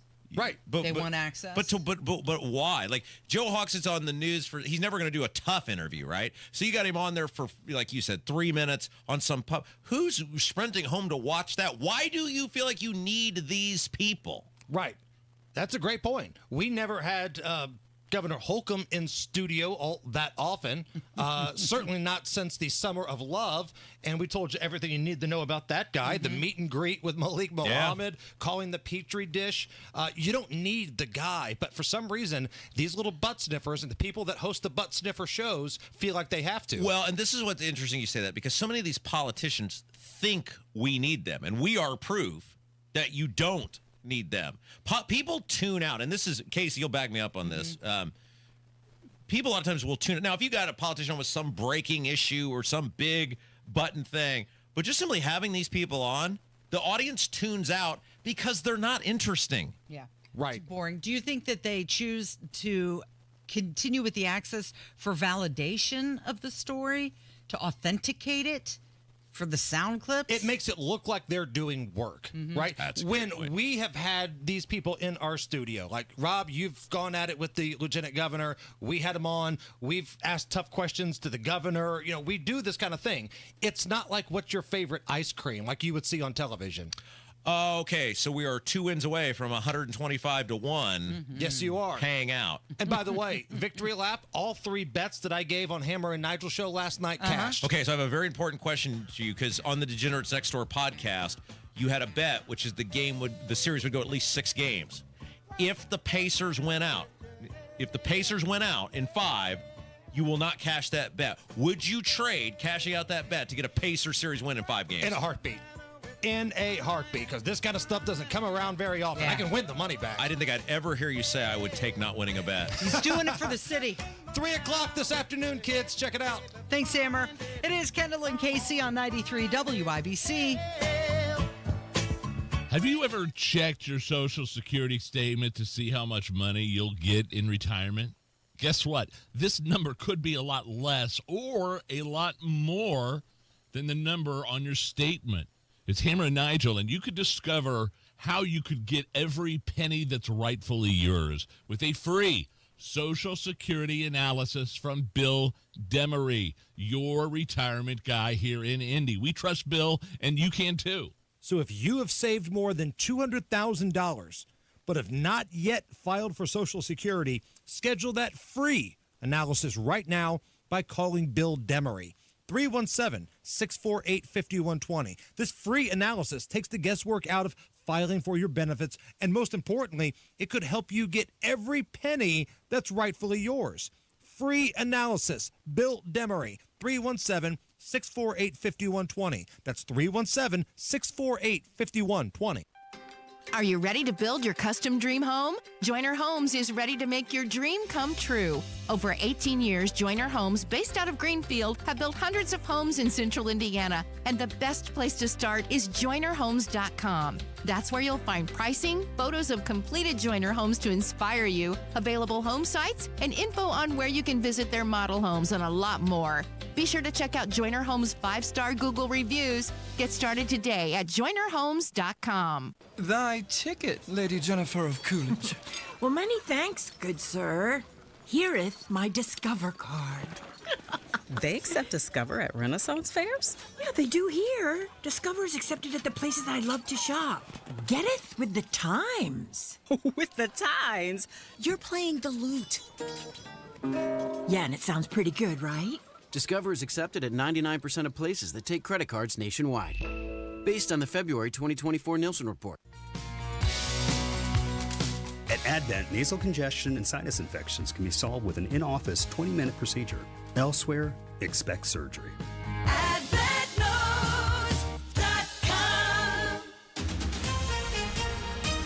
Coming up in 2 minutes from the Technology Recyclers Studios, the Pacers are in the driver's seat following last night's Game 3 at Gainbridge Fieldhouse. How long an Indianapolis man's sentence is for a 2022 murder. And a city-county councilman is apologizing for actions from earlier this week. You're listening to 93 WIBC, WIBC HD1 Indianapolis. It's 11 o'clock. 3 governors under scrutiny in Congress. I'm Dave Anthony, Fox News. Democrat-run sanctuary cities and states are siding with illegal aliens. House Oversight Committee Chairman James Comer at the start of a hearing this morning. Congress must confront this absurd reality. State and local officials are actively undermining federal immigration enforcement. Now, he and the Republicans questioning the Democratic governors of Illinois, New York, and Minnesota. Tim Walz just told lawmakers the system is broken. The federal government has been snatching people up, putting them in prison, and deporting them without a shred of due process. Also at that hearing, a rant against the president. Trump is a wannabe gangster. That's Democratic Congressman Stephen Lynch angry over the president deploying Marines and National Guard troops to deal with protests in Los Angeles. Deploying the military against a civilian population is wrong. And if we don't step up, this will continue. And California's challenge against that deployment as illegal gets a court hearing this afternoon as the president maintains without the deployment, Los Angeles would burn to the ground. As the protests against illegal immigration raids keep spreading far beyond L.A., where it's quiet after a second curfew night following 6 days of demonstrations there. Seattle, at Vegas, San Antonio, Texas, all the way across to New York City, there were protests. Law enforcement in all of these cities seems to have watched what happened here in L.A. and had a plan to react much more quickly than law enforcement did here in Los Angeles. Fox's Jonathan Hunt. It's feared there are no survivors on the plane that crashed today, an Air India flight to London, 242 passengers and crew on board. Shortly after takeoff, the plane, full of fuel, issued a Mayday warning, reached a height of 600 feet, and then it is seen descending into a residential area, crashing in a fireball of flames. Fox's Greg Palcott. The Boeing 787 Dreamliner smashed into a doctor's college, killing at least 5 people on the ground. America's listening to Fox News. 93 WIBC Mobile News. On the level, on the go. Inching closer to Larry O'Brien. Sunny, 76 on Monument Circle. Will reach 85 this afternoon. I'm Jarrett Lewis. Here's what's trending at 11:02. The Indiana Pacers are now 2 wins away from an NBA championship. John Herrick reports. Going into Game 3 of the NBA Finals, Pacers head coach Rick Carlisle said that the Pacer crowd at Gainbridge Fieldhouse had to be loud. He got that Wednesday night with his team's 116-107 win over the Oklahoma City Thunder to take a 2-1 series lead in the NBA Finals. He also got contributions from 9 different players who scored at least 1 point, led by Benedict Matherin's 27 points. Matherin jumped in there and immediately was aggressive and got the ball in the basket. And, look, this is the kind of team that we are. We need We need everybody. He also says they need this high-level play to continue Game 4 Friday night at Gainbridge Fieldhouse. John Herrick, 93 WIBC Mobile News. An Indianapolis man is sentenced to 105 years in prison for murder and attempted murder. Tony Miller Jr. shot and killed 30-year-old William Wilson on the far east side of Indianapolis in November of 2022. Miller also shot his ex-girlfriend in the arm. The two victims were sitting in a car waiting to pick up the woman's daughter. Indianapolis City County Council President Vamp Osley says he's taking responsibility for some things that happened earlier this week at a council meeting.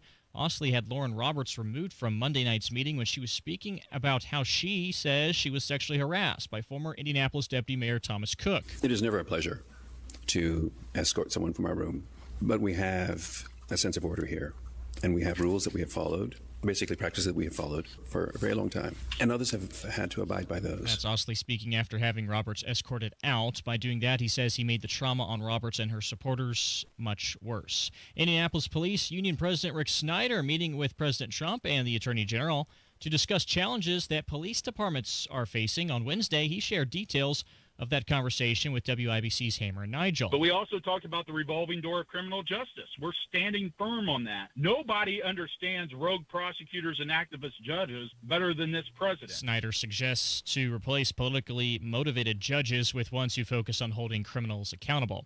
The last day of mandatory minicamp for the Colts is today. Training camp will then begin in late July.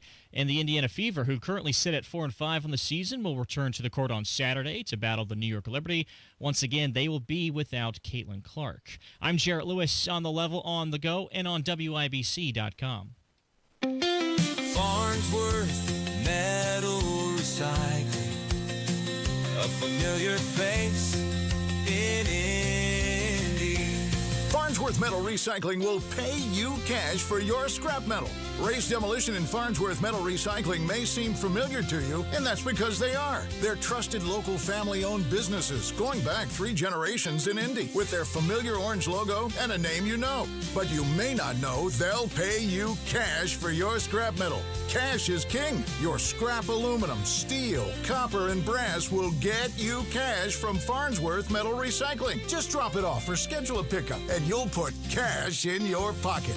Ray's Demolition and Farnsworth Metal Recycling. Local names you can trust with 2 locations. Farnsworth Metal Recycling, a familiar face in Indy. Get cash for your scrap. Get started at farnsworthmetals.com.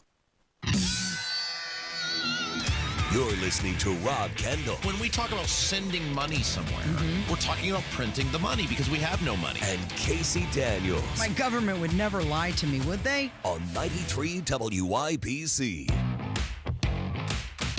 What is Trump doing with these immigration cards? All this stuff we've started to uncover about these foreign workers replacing Americans, especially right here in Indiana, I don't think I like this at all now, but what's going on? So the Trump administration, they launched the trumpcard.gov. It's a website for people to go to register if they're interested in the gold card visa. The visa would allow U.S. residency in exchange for a $5 million investment in the country. Okay, so let's talk about this for a second. Just give us a chance to preview. Tomorrow, Stephen Whitmer, our buddy from the Indy Reporter Twitter account, is going to be with us, and he has done a deep dive on just how many foreign workers have been brought into this state by specific companies that made very big promises in terms of investment. And what you're starting to realize is when these companies, these foreign companies, talk about investment, they're talking about investing in their own people.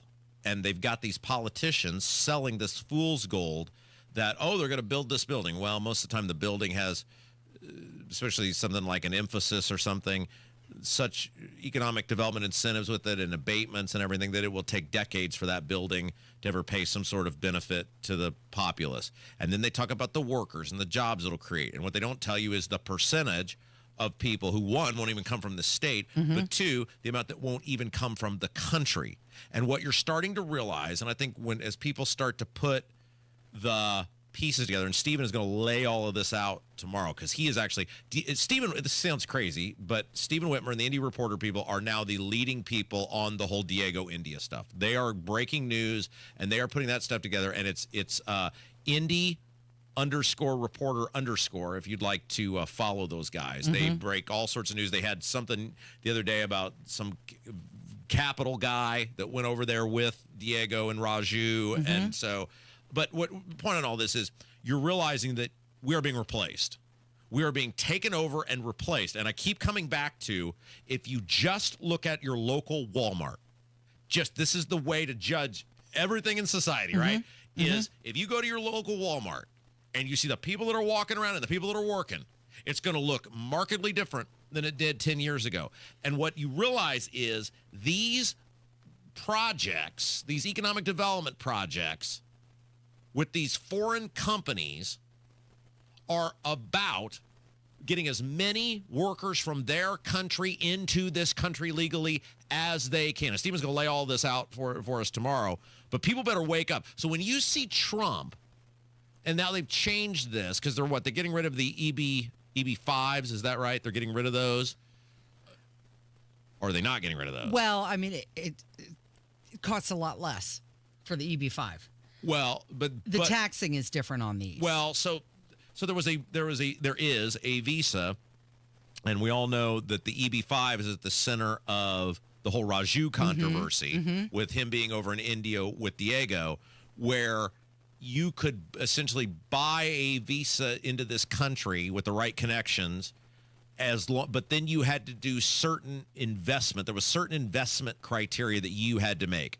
And so what Trump said was, well, the system is riddled with waste and fraud and abuse, and it's hard to keep track of if people are actually hitting their investments and who that money's going to. So we'll just make it simple, and we'll just say, if you're rich enough, just give us the money and you can come in. We'll raise the fee, and then you can come in, and it's easier to track. The problem is you can't be letting these people in. That's the problem. The problem is not how much they're paying or tracking it. The problem is we are having these people come into this country, and they're bringing as many people from their country in as they can, and they're replacing American workers. Remember when that snack factory, I can't remember the name of the snack factory here in Indianapolis, we did the story on it a couple weeks ago, closed down, and there's hundreds of jobs, Hostess or one of those, I can't remember exactly who it was, but they're closing, and it was like 371 jobs, I think was the number that stood out that was going down. Where do those people go?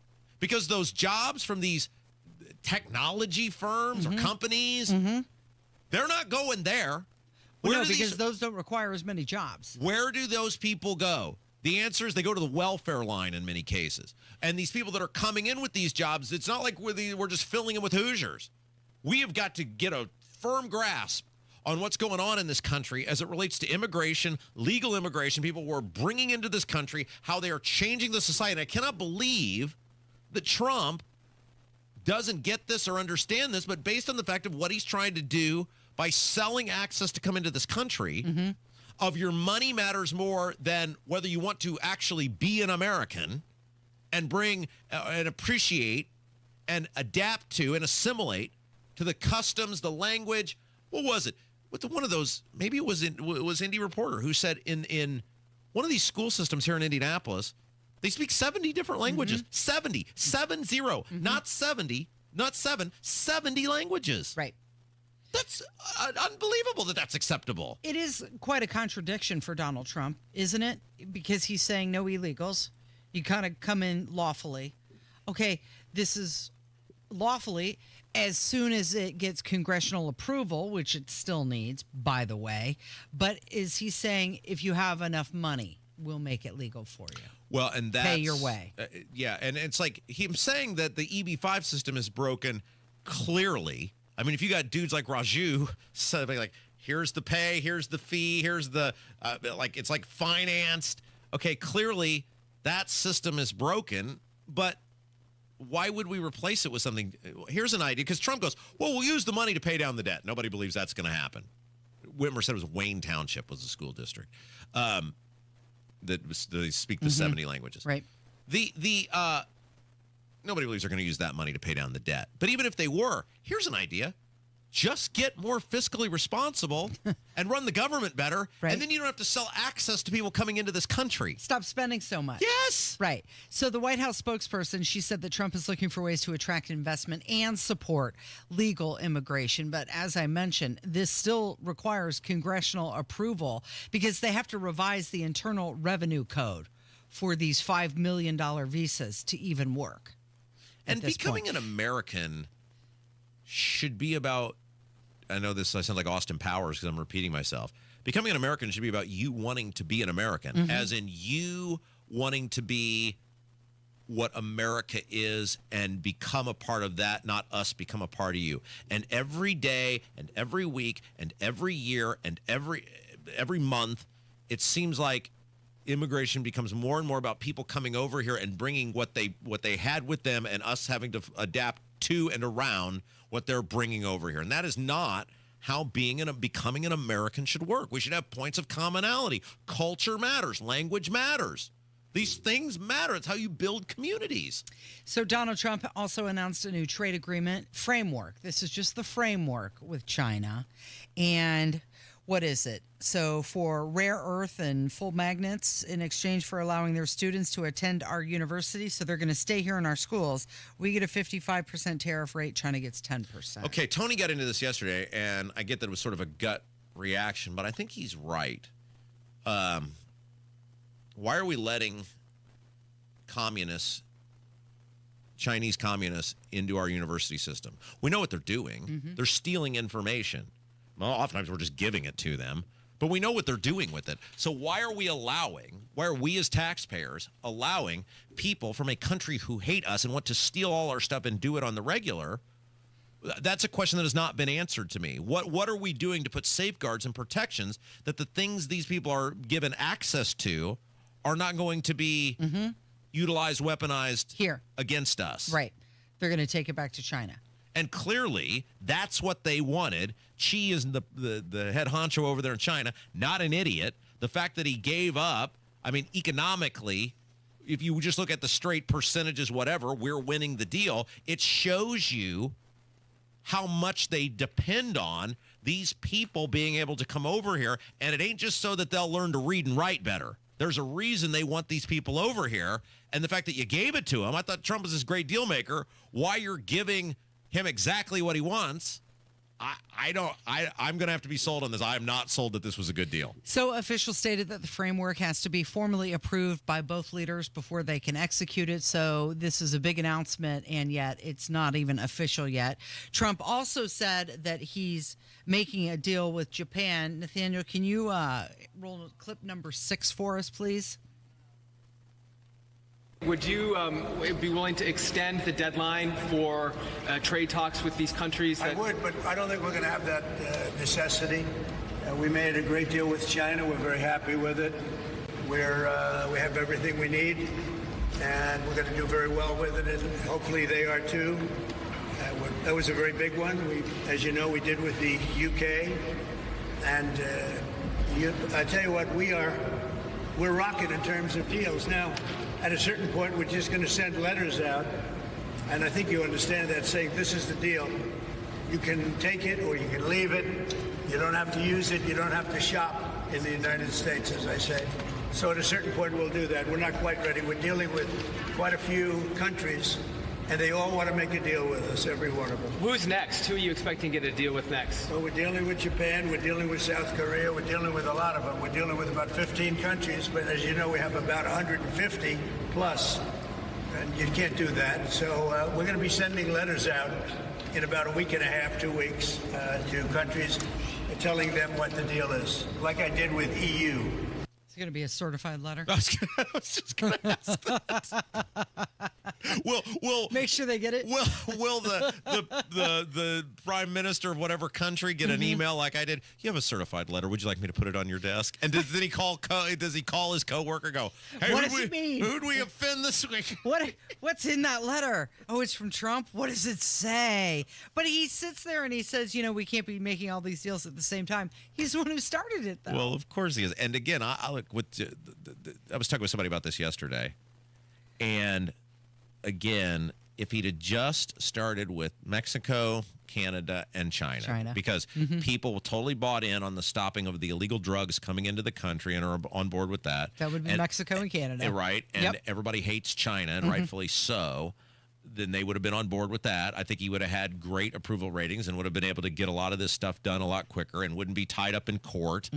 And, I mean, maybe it'll just produce gangbusters economy. But I just think letting these Chinese students come into this country where why they're here and what they're instructed to do, I don't think that's a win. I'd be happy if somebody can prove me wrong. So they say that a final, more comprehensive deal will be expected by August 10th. It is Kendall and Casey. It's 93 WIBC. The Pacers and the Oklahoma City Thunder. Oh, we're ready for game 3. Long one on the way, and it's perfect. Siakam's got it and lays it in. McConnell the rebound to Mathurin. This has been a spirited competition. Halliburton top of the key for 3. Toppin flushed it with 2 hands. The Pacers were able to finish this one off. Game 4 of the NBA Finals. Just a resilient group. Friday night starting at 8 on 93.5 and 107.5. The Fan. I'm still going for it, even with higher stroke risk from atrial fibrillation, an irregular heartbeat not caused by a heart valve problem. Over a 3-year study, Eliquis apixaban tablets reduce stroke risk better than warfarin, and over 97% of Eliquis patients did not experience a stroke. A first stroke occurred in 2.9% of warfarin patients versus 2.3% of Eliquis patients. Don't stop taking prescription Eliquis without asking your doctor. It may increase your stroke risk. Eliquis can cause serious and in rare cases fatal bleeding. Don't take Eliquis if you have an artificial heart valve, abnormal bleeding, or antiphospholipid syndrome. While taking, you may bruise more easily or take longer for bleeding to stop. A spinal injection while on Eliquis increases risk of blood clots, which may cause paralysis, the inability to move. Get medical help right away for unexpected bleeding, unusual bruising, or tingling, numbness, or muscle weakness. Medications such as aspirin products, NSAIDs, SSRIs, SNRIs, and blood thinners may increase bleeding risk. Tell your doctor about all planned medical or dental procedures. Learn more at Eliquis.com or call 1-855-ELIQUIS. Big Joe here for your trusted local independent American Standard heating and air conditioning dealer, B&W HVAC Plumbing and Electrical. If your air conditioner is barely hanging on, don't wait for it to fail in a heat wave. Upgrade now with a new energy-efficient system from B&W. Join thousands of Hoosiers who trust us to keep their families cool and comfortable. Get a free estimate today at bplusw.com or call 317-214-0108. B&W HVAC Plumbing and Electrical, your American Standard dealer since 1961. The deals and specials are sizzling hot. It's the Central Indiana Gun and Knife Show this Saturday and Sunday at the Tippecanoe County Fairgrounds in Lafayette. The best dealers in the region will be at the Central Indiana Gun and Knife Show. Just $6 for adults. Kids 12 and under get in free. Must be 18 or accompanied by an adult. Buy, sell, trade. This Saturday, 9 a.m. to 5 p.m. and Sunday, 9 a.m. to 3 p.m. at the Tippecanoe County Fairgrounds in Lafayette. For more info, visit CentralIndianaGunShows.com. Create a glowing backyard retreat with Indy Decorative Concrete. Get a free outdoor lighting package with the purchase of their best stamped concrete patio through June 30th. Visit IndyDecorativeConcrete.com.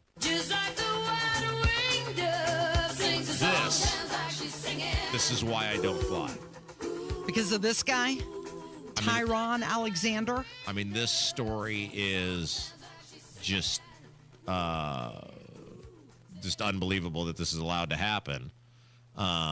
He's Florida man. This guy. Okay, so what happened here? This guy was posing as a flight attendant in order to get free flights. How did he pull this off? Does it say? Well, so a federal jury convicted him. He's a 35-year-old guy from Florida, and he fraudulently booked more than 120 free airline flights by posing as a flight attendant. And he was convicted of wire fraud and unlawfully entering secure airport areas. He submitted false information to an airline's employee flight booking system, claiming to work for 7 different airlines. I mean, it just sounds like Catch Me If You Can. But isn't there a pretty strenuous... He used 30 fake badge numbers and hire dates to support his scheme. Okay, so this is my point, right? So apparently you can pull this off. Now, this guy is just some local goof who wanted to fly around for free, and it doesn't seem like he was, at least from what you're saying, there was no ill intent he was not trying to commit acts of terrorism, etc. What if he had been? He would have gotten away with it. Exactly. He could have done something heinous. Exactly. Yeah. So this is why when people are like, oh, Robin, it's phobia of flying. This stuff is happening. You know where that doesn't happen? In my car. When I get in my car, you know who's in my car? Me. Yeah. I'm in my car. He boarded at least 34 flights without paying, and he impersonated a flight attendant for 3 different companies. If we have any people in the YouTube chat that are familiar with flying, how do you, there's not some sort of like biometric code or some untamperable thing that you have to scan in order to get on an airplane? I mean, I know you say he's making fake badges. There's not some foolproof system. And by the way, is the flight system so disconnected that nobody was like, who's this guy? You're coming from where? Yeah. No, I don't know. I'm asking because, of course, I have flown a handful of times in my life. Every time has been a miserable, disgustingly awful experience. And from the moment that death tube gets off the ground to the moment it gets back down on the ground, I am in a state of immense insecurity and panic. But there's no one. I mean, are we so unaware of who is supposed to be working with us that I'm like, there's not a list of, hey, it's Sally Jones and this Frank, is who I'm working with today Frank on this Davis. flight. Right. There's no list. And then which one are you? Oh, like you don't know your code. Like, how does this happen? Yeah, well, he's got the proper identification. I guess you would believe him, right? If you walked on, But isn't there supposed to be a list? He had confidence, yeah. Like when I worked at Arby's in high school, there was a shift list. Okay, here's who's on fries today. Here's running the cash This is register. who you're working with. This is your manager of the day. Right. There's not one of those for an airplane? You'd think there would be, right? The itinerary, the list. I looked at trying to get my pilot license once. No, you didn't. Yeah, oh yeah, for sure. And then you wanted to be an airplane pilot? Yeah, just a little plane. But then you're not like for a big company. You wanted to fly a small aircraft. Yeah. Okay, very good. I looked into it, and it was like $10,000 in many, many hours. And you start with a discovery flight. You go up with a pilot, and they put you up in the cockpit just to even see if it's something you're interested in. Do you have to pay the money first?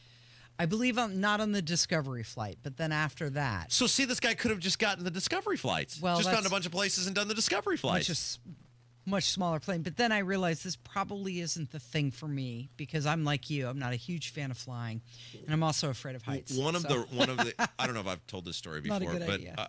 I think I'm trying to think in my life.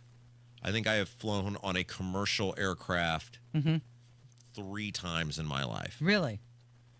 And then I flew on a small plane one time. And so when I worked a long time ago, very briefly, for a congressional candidate, and he was a pilot by trade. And he had the ability to fly around the district. And one of these days, I don't know if it was a head injury. I don't know if I was drugged. I don't remember what the deal was, but I agreed to go with him around the district. And he was in this small airplane, and I will never forget this. I mean, it's like 3 or 4 different stops, right? It's a big geographical area. And the plane, it's like to a professional pilot or whatever, I'm sure it's nothing, right? But the plane is like moving, turbulence, whatever they call it. And it's a little plane, so it's not handling it like a big plane was. And I remember just like, I'm sitting in there with one other person in the back, and he's up there front just chuckling, thinking this is hilarious. And I said, this is like remember in Planes, Trains, and Automobiles where they're going between the 2 trucks and John Candy turns into the devil and is laughing? That was what was playing in my mind. This guy's laughing. We're going to go down. Well, he's experienced. He knew he wasn't going down. But I'm not. Do you have a puke bag back there? No, I was fine. I didn't puke because once you're up there, it's like, what am I going to do? And by the way, once you start the trip, you got to make it all the way back because your car's parked. Yeah. 9 That's true. counties away. Which did you enjoy more, the big plane or the little plane? None of them. You know what I enjoy, Casey? Your car. Getting in my car. I know. This guy was found guilty on June 5th by a federal jury. He faces up to 30 years in federal prison. He's scheduled for sentencing on August 25th. Don't impersonate a flight attendant or a pilot. That's not a good thing to do. It is Kendall and Casey. It's 93 WIBC. Indiana summer storms are rolling in, and if you're like me, you're not climbing up on your roof to check for damage. That's why you call Moss Roofing. Family owned. Right here in central Indiana for over 30 years, Moss Roofing gives you something hard to find these days. Honest work and peace of mind. They offer free inspections, and I mean a real thorough checkup of your roof, your siding, your gutters, and your windows. If there's storm damage, they'll show you the photos, explain everything clearly and thoroughly, and even work with your insurance company for you. No stress, no pressure, just real professionals doing the job right every single time. Protect your home and avoid bigger problems later. Call Moss Roofing today. 317-747-3665. Tell them Tony Katz sent you. 317-747-3665. Family owned, Moss Roofing. 747-3665 or online at Moss. M-O-S-S. MossRoofing.com. Hey folks, Scott Wilson here from Wilson Farm Market, just 20 minutes north of Carmel. We're proud to bring you the freshest produce farmed right here in Indiana and across the Midwest. And don't miss our home-style fried chicken, scratch-made bakery, and a deli packed with ready-to-go favorites. Got a sweet tooth? Check out a variety of old-fashioned candies, the kind that brings back sweet memories from your childhood. At Wilson Farm Market, we're all about local freshness, friendly faces, and food that feels like home. Wilson Farm Market. That's Wilson Farm Market. This is the story of the one. As a safety manager at a manufacturing plant, he does everything he can to keep his coworkers safe. From finding ways to reduce risks to keeping safety supplies in stock. And for that, he relies on Grainger. Grainger offers a broad range of quality products and next-day delivery, so he can always play it safe. Call 1-800-GRAINGER, click Grainger.com, or just stop by. Grainger, for the ones who get it done. Fostech is American-made firearms made right here in Indiana. American craftsmanship meeting cutting-edge innovation. Their lightweight AR-15s are incredible, and they don't sacrifice dependability or durability. Advanced machining capabilities create incredible products, and they are all designed, machined, assembled, and tested right here in Indiana. Fostech, owned by a family that has served and loved their country. Visit Fostech.com, F-O-S-T-E-C-H, Fostech.com to find the dealer near you. Emmer and Nigel here, inviting you to join us as we kick off the weekend every Friday around 5:45 with Beer Sample Friday, brought to you by our friends at Thompson Furniture and Mattress in Columbus. 93 WIBC Mobile News. On the level, on the go. The Pacers in the driver's seat. I'm Jarrett Lewis. Here's what's trending at 11:30. How about those Indiana Pacers last night? Let's go, Pacers! Let's go, Pacers! Game 3 is a win over the Oklahoma City Thunder, 116-107. Game 4 is tomorrow night back at Gainbridge Fieldhouse. Indiana could take a 3-1 series lead.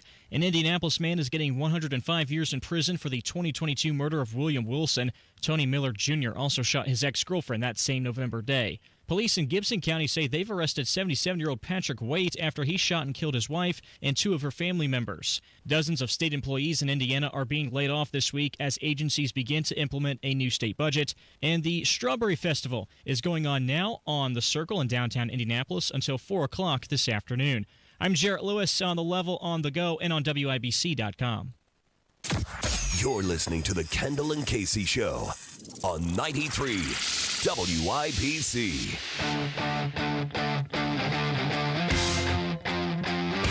I gotta admit. What's that? What are we doing?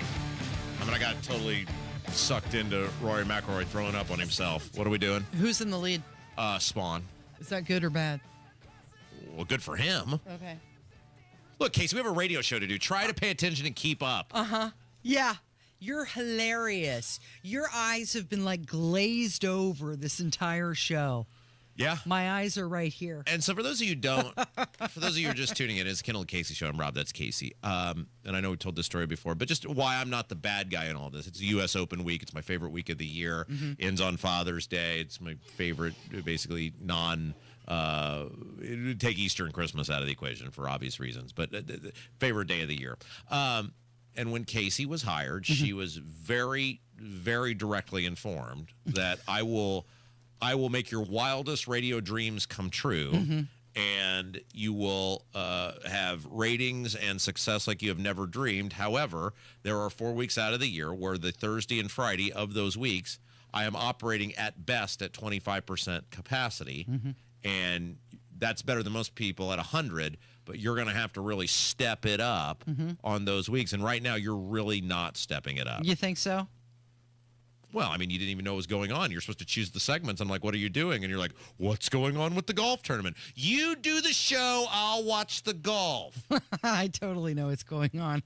I just want to give you a hard time. So this is something that got missed kind of with all of the Pacers talk this week, and that is that Jim Irsay's daughters are taking over the Colts following his death, and all three have served as vice chair or owner since 2012, but now they're in the official capacity. Carly Irsay Gordon becomes the owner and CEO. She's going to act as the team's principal owner.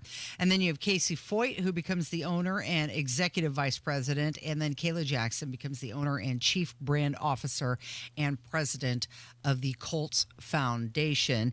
And Kayla Jackson, she was talking about the new ownership during a press conference, and she was also remembering her father, Jim Irsay. His dream was probably his biggest dream, other than having a big family and having grandkids and being with us, was to see us do what we're doing right now. And I think the hardest thing about that is that his biggest dream and goal, he always knew he wouldn't be able to be here to see. And that makes today extremely bittersweet.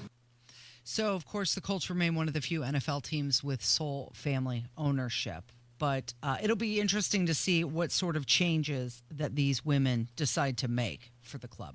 Well, and there's obviously a massive, massive financial ramification for anything that happens with the Indianapolis Colts, as they are a huge economic driver in the city of Indianapolis, and you, the taxpayer, by force are hooked into cheering for, I mean, most people cheer for the Colts anyway, but I'm saying financially to cheer for their success, because you're on the hook for when you put all the interest and everything into it, a more than $1 billion taxpayer investment into that stadium. So, look, it's pretty hard to, I mean, you saw it with the Washington Redskins for years. It's pretty hard, though, to screw up an NFL franchise. I mean, they're designed to succeed. They're a multi-gajillion dollar, economic juggernaut. They have the revenue sharing, all this stuff. It's pretty hard. However, as you see, when your team is inept or not good, and people are not coming downtown, because you're banking on with the Colts that for 8 or 9 dates a year, you're going to put 65,000 people or whatever into the greater downtown area. And if you get lucky, then you get playoff games. You get home games. Think about the economic impact the Pacers have had getting all of these home games on the city of Indianapolis, on the restaurants, the hotels, blah, blah, blah. Those games have made money for the city. Well, if the Colts are bad every year, and by week 10, people stop going, they're not visiting bars, they're not visiting restaurants, they're not staying in hotels, and then the playoffs, when was the last time we had a home playoff game? Right. I mean, that's, again, additional revenue for the city of Indianapolis. So economically, whether you're a football fan or not, and whether you're a Colts fan or not, you're cheering for these women to get this team together, which has been largely a mediocre. They have excelled at mediocrity, I think would be a way to describe the Colts the past 6 or 7 years in the wake of Andrew Luck's retirement. And quite frankly, I think a lot of people looked at the Colts under Jim Irsay and thought they were pretty poorly run. Well, each daughter has a really strong background in sports, in marketing, in philanthropy, also NFL affairs. But this is, yes, their legacy. That's only going to go so far because it's a billion-dollar business and they're competing in the big leagues now. So they're going to want to win. Yeah, but I mean, like, you think about the things Jim Irsay did, and this is where it comes back to people like me saying, yeah, but it wasn't his money. I mean, it was his money in the sense of it went into his bank account. But so much of the Irsay fortune was built on, one, he inherited the team from his old man. Now, many people some may not recall, but there was a legal battle when his old man passed away. The stepmother tried to stake, and I forget the exact specifications of it, but tried to stake some sort of claim to the team. There was a legal settlement. I don't know whether she was paid off or whatever, but by which he being Jim Irsay, took control of the team in the wake of his father's death. So he was given the team. He wasn't some shrewd business guy. Which is fine. Like, people get stuff. You have a different plot in life. You get things. Rich kids get nice stuff from their parents. And us, Case, not as much. We get a sweater. But the point is, he then, to Jim Irsay's credit, for many years allowed people who knew football and knew the economics of football to run that franchise. Bill Polian being front and center on that, and there were many other people. And then it seemed like, especially in the wake of Andrew Luck and the bizarro way in which why people continue to cheer for Andrew Luck or treat him like he's a good dude is beyond me. He screwed this city. We've never gotten the full picture on exactly what happened with that. He walked out right before the season started, totally blew a season. And then Irsay's just like, yeah, keep all your bonus money. That sort of tells you about what Irsay actually thought about the patrons of the Indianapolis Colts. That this guy screws the team, the franchise, the city, and he's like, yeah, keep, what was it, $20+ million that he would have owed back to the Colts. And he's like, nah, you keep it as a little parting gift there, Drew. Yeah. You keep that money. And then he started meddling in the team. And you have seen oftentimes his unwillingness to part with people who don't perform, his meddling, and if you believe the rumors, forcing draft picks, etc. How Chris Ballard still has a job is completely beyond me. And so now maybe these daughters will run the team in a little more competent, for lack of a better manner, hard-lined, less emotional, loosey-goosey manner. And maybe that will result in improvement on the playing field. Right. It will affect change. Can you imagine quitting and the guy just being like, yeah, you totally screwed me. Keep the money. Here's 20. What's 20? That tells you how rich Jim Irsay became on the backs of us. If you screwed me, I wouldn't let you keep 25 cents. Any, 20 mil, 25 mil, whatever the number was. Whatever. Take it home with you. Yeah. Another change that is happening at the top, the DNC. They overwhelmingly voted to remove David Hogg from his position as vice chair. Okay, so David Hogg was the kid who was not at the school shooting in Florida, was at home or something, and then rode back on his bike and then tried to basically paint a picture that he was there the day there was this school shooting. Which school was it? I don't even remember. They all merged together now. It was the one in Florida, wasn't it? Well, right, but we can't remember. It doesn't matter. Anyway, and then because he became, was a uber critic of gun rights and whatever, the media latched on to him, and then a bunch of his classmates are like, this guy wasn't even there. Nobody likes him anyway. But he became the face of the anti-gun movement, and he's got even though he has an IQ of a gnat, somehow got into an Ivy League school and became this media darling. So he runs for this position in the DNC, the vice chair. He wins the election, the vote. Of course, the establishment hates him because he's a colossal pain in the ass, and now he's backing all these candidates to run against the establishment's guys, these radical left people. He does all these interviews. And then they come up with some way to get him out, which is because the Democrats are not about who's best. They're all about what box you check. They've got some diversity quota, so he's got thrown out for being a man, basically. Yeah, it was Parkland School, by the way. Parkland, thank you. But they said that he was ineffective as a leader, and he was removed. It was a virtual vote, by the way. But He also he made an announcement back in April that he was going to spend $20 million Of his own money? Well, no, of DNC's money. It's always I'm going to spend. Right. And that created a lot of backlash from DNC members and some of the elected officials. So now they've got a new vote. It's actually happening today. These new elections for the DNC vice chairs are going to be held today through this weekend, through Saturday. For the male vice chair, remember this, they've got a male vice chair, and then they have a second vice chair, which can be any gender. This is ridiculous. Right. This is utterly, and it shows you how just insane the Democrats are and their bizarro obsession with quotas and box checking, and it's just you look at it and you go, how do you think these people could run anything, much less a country? And they are, it's a 50-50 America now, where these people, one wrong move and they could be back in charge.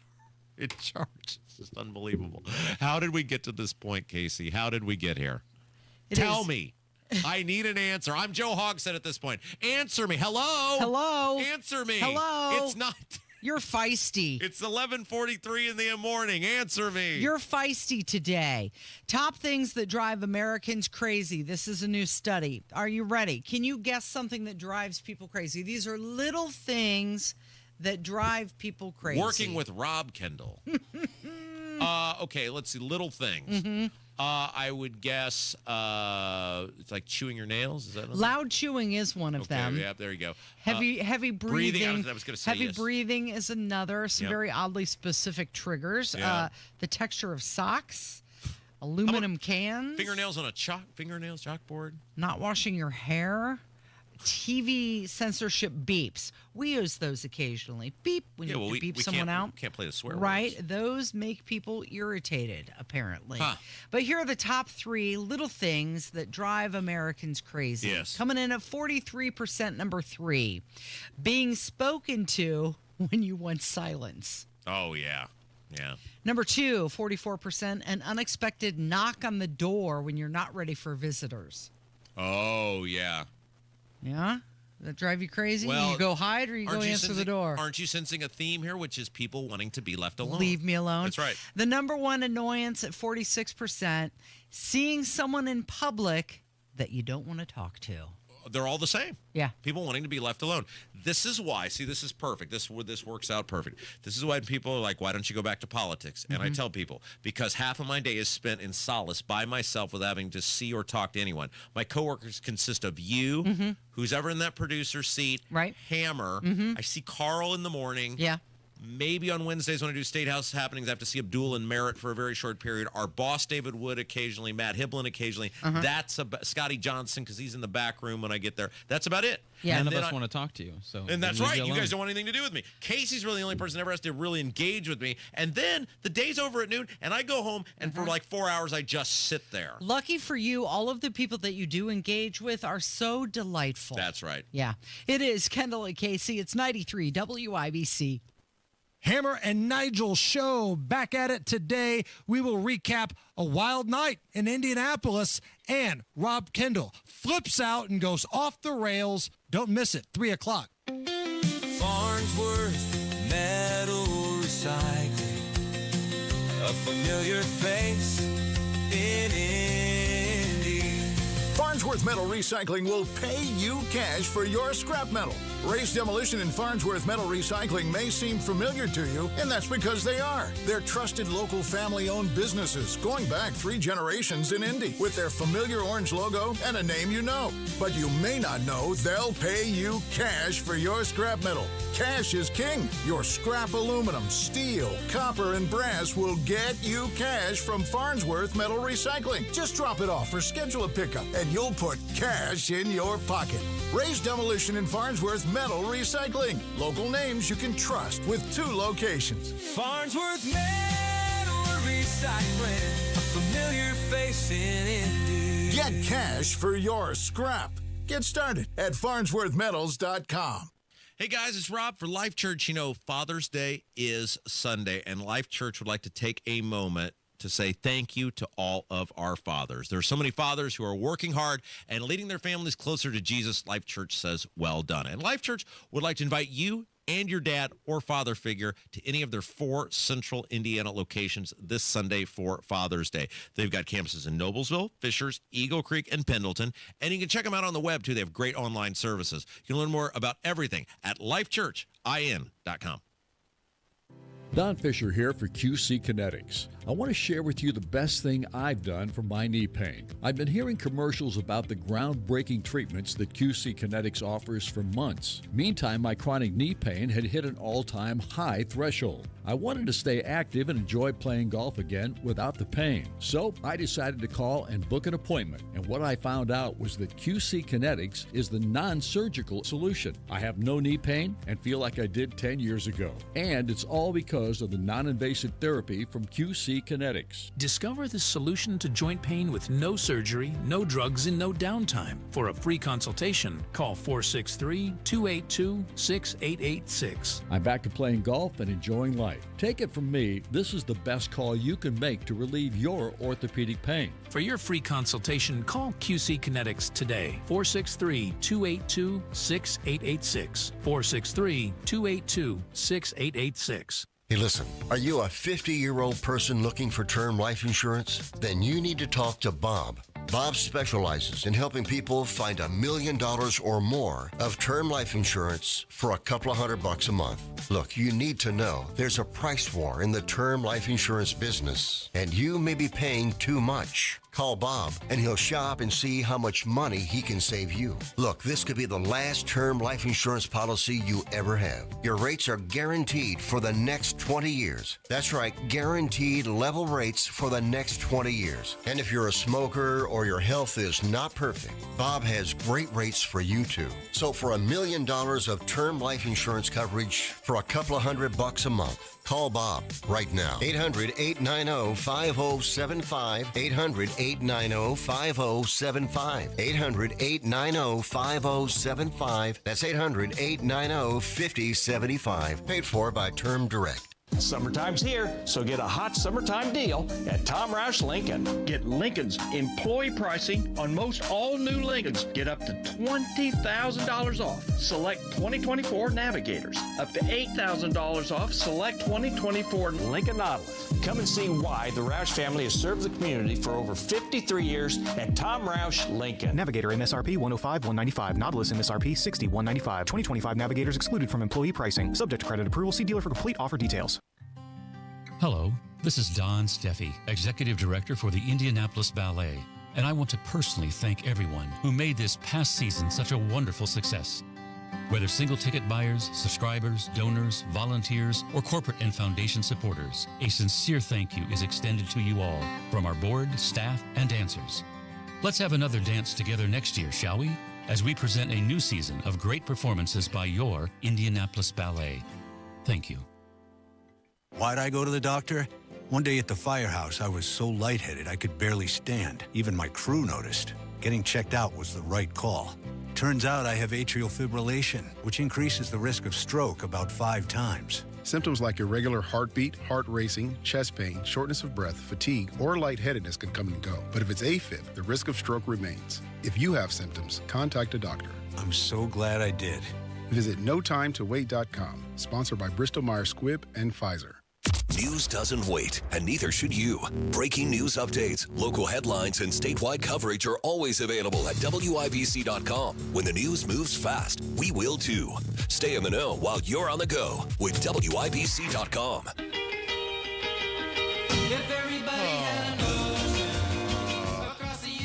What's wrong, Rob Kendall? We've got a crisis in this country, Casey. Which one are you talking about? Be more specific. Well, I don't know if we need to have like a fundraiser or we need to get our Relay Indiana people on the phone, fabulous sponsors here on WIBC. Yeah. It's either, I don't want to say selective hearing, so there must be a crisis of people being able to hear. Okay. Like where they hear the words, like they're hearing words, not in the sense, it's not like they can't hear, they're not deaf, they hear the words, but it's somewhere the words get all jumbled together and they don't even hear the whatever sentence they think I'm forming, they're not hearing. Maybe it's tinnitus, the ringing in the ears. I don't know, but here's what we've got to address because it happens all the time where I say things, and I think I'm speaking English, a pretty good orator, pretty good. I use the correct tenses and grammar, and I know satire, and I think I'm like forming sentences that a reasonable human would be able to understand. I've seen you do that. And then it gets repeated back to me, and I just go, it's something that was lost in translation. So we talked about it's U.S. Open Day, Thursday at the U.S. Open, and one of the stories that we talked about was this local dentist who qualified for the U.S. Open. He's from Mooresville? Was that right? McCordsville. McCordsville. And I'm checking the... Well, wait. Okay, look, I will do that in a second. I'll tell you what the score is here in a second. And I think I was very clear. I said this is a phenomenal story, right? I mean, you are sitting here with me while I'm relaying this. Yeah. I said it's a phenomenal story. Sure. I said he seems like a great guy. I said what a cool tale that the guy's working on teeth one day, and then he's playing in the U.S. Open the next. Right. I said as an amateur golfer, what an accomplishment. Correct. Right? All of those things I laid out. You did say all of those things. As Hoosiers, we should have pride that some guy made it that far. Correct. Right. Did I or did I not say all those things? You did say all of those things. Then I added, because we live in the world of, as Rush Limbaugh used to say, we're the mayor of Reelsville, right? We live in reality, which I said, all of those things being said, this guy has as much chance to win the U.S. Open as you or I do because they are playing hell on earth this week, and you're starting to already see that bear out. Of what is these people are experiencing. And there is no way a guy who is a dentist full-time and plays golf as an amateur is going to be able to compete on this golf course this week. Would it be the most amazing story ever? Am I cheering for him? Yes. All of those things are true. But I'm not going to lie to you and be like, he's probably a guy you should bet on. He's going to win. And I said if he breaks 80, he should be extraordinarily proud of himself. Well, he should be proud no matter what. But Right, but I'm saying it would be phenomenal on this golf course, as hard as it's playing. If the guy breaks 80, they should throw a ticker tape parade for him. Okay. But he's not winning the U.S. Open, okay? Right? And it's not anybody saying he should. He's an amateur golfer. That he made it this far is unbelievable. By the way, checking in on the dentist, he is +9 through 16 holes, which I believe means that if he were to par the final 2 holes, he would break 80. Okay. I think it's a par 70, which means at +9, he would break 80, which means he did phenomenal if he can par one of the final 2 holes. Here's a comment from somebody in the YouTube chat. Yeah. Rob Kendall needs to read about the dentist in the Open before he discounts him. He grew up being a caddy and playing at Oakmont often. We knew that. We talked about that earlier. We talked about it at length. And at no point did we discount his story or the great feel-goods? We're simply being honest. I'm a golf guy. I watch these guys every single week. This is what I do. I'm not going to lie to you and be like, you should mortgage your home and bet on the dentist. Throw all the money behind him. This is a guy who is not spending all of his days playing golf. He's got a real job. He's got a practice. Correct. A dental practice that he's running. All we simply said was... He's going up against guys who spend hours and hours and hours on the golf course. Which we said the obvious, which is currently bearing itself out based on the fact that of the 78 golfers on the course right now, he currently finds himself in 75th place. Okay. Doesn't mean anything. He's already won by being there. We want him to do So this lady, what's her name? Westy Lucy Mom. That's the screen name. It's never like an actual name when people are mad at me. You never notice that? It's also never an actual name when someone is mad at me in the YouTube chat. So I told you what was going to happen. It's happening exactly. How many times do we go through this? I told you what's going to happen. It's happening as I told you it's going to happen. And you're mad that I told you what was going to happen is happening, and somehow that's my fault. Yeah. Over and politics, sports, no matter what, it always ends up being my fault. You're just supposed to root for the home team no matter what. And I am cheering for him. I just was being honest with you about how this is going to go down, because this could end up being the hardest U.S. Open in the modern history of golf. And a guy who's a dentist by trade ain't winning the tournament. But everybody should pat him on the back, give him a thumbs up, hoist him up high, hip, hip, hooray, buy him a brew at the local watering hole. Yeah. And if he does just happen to win, you would be okay eating crow on that. That's right. But at 9 over on the first day with 2 holes still left to go, He's not winning, but it doesn't matter. He already won by being there. Why am I always the bad guy in everything? Everything. It's easy to pick on you. Jeez Louise. Thank you, Rob. Thank you, Nathaniel. And thank you for listening today. We're going to leave with some music from the Beach Boys in honor of Brian Wilson. We'll catch you back here tomorrow. It is Kendall and Casey on 93 WIBC.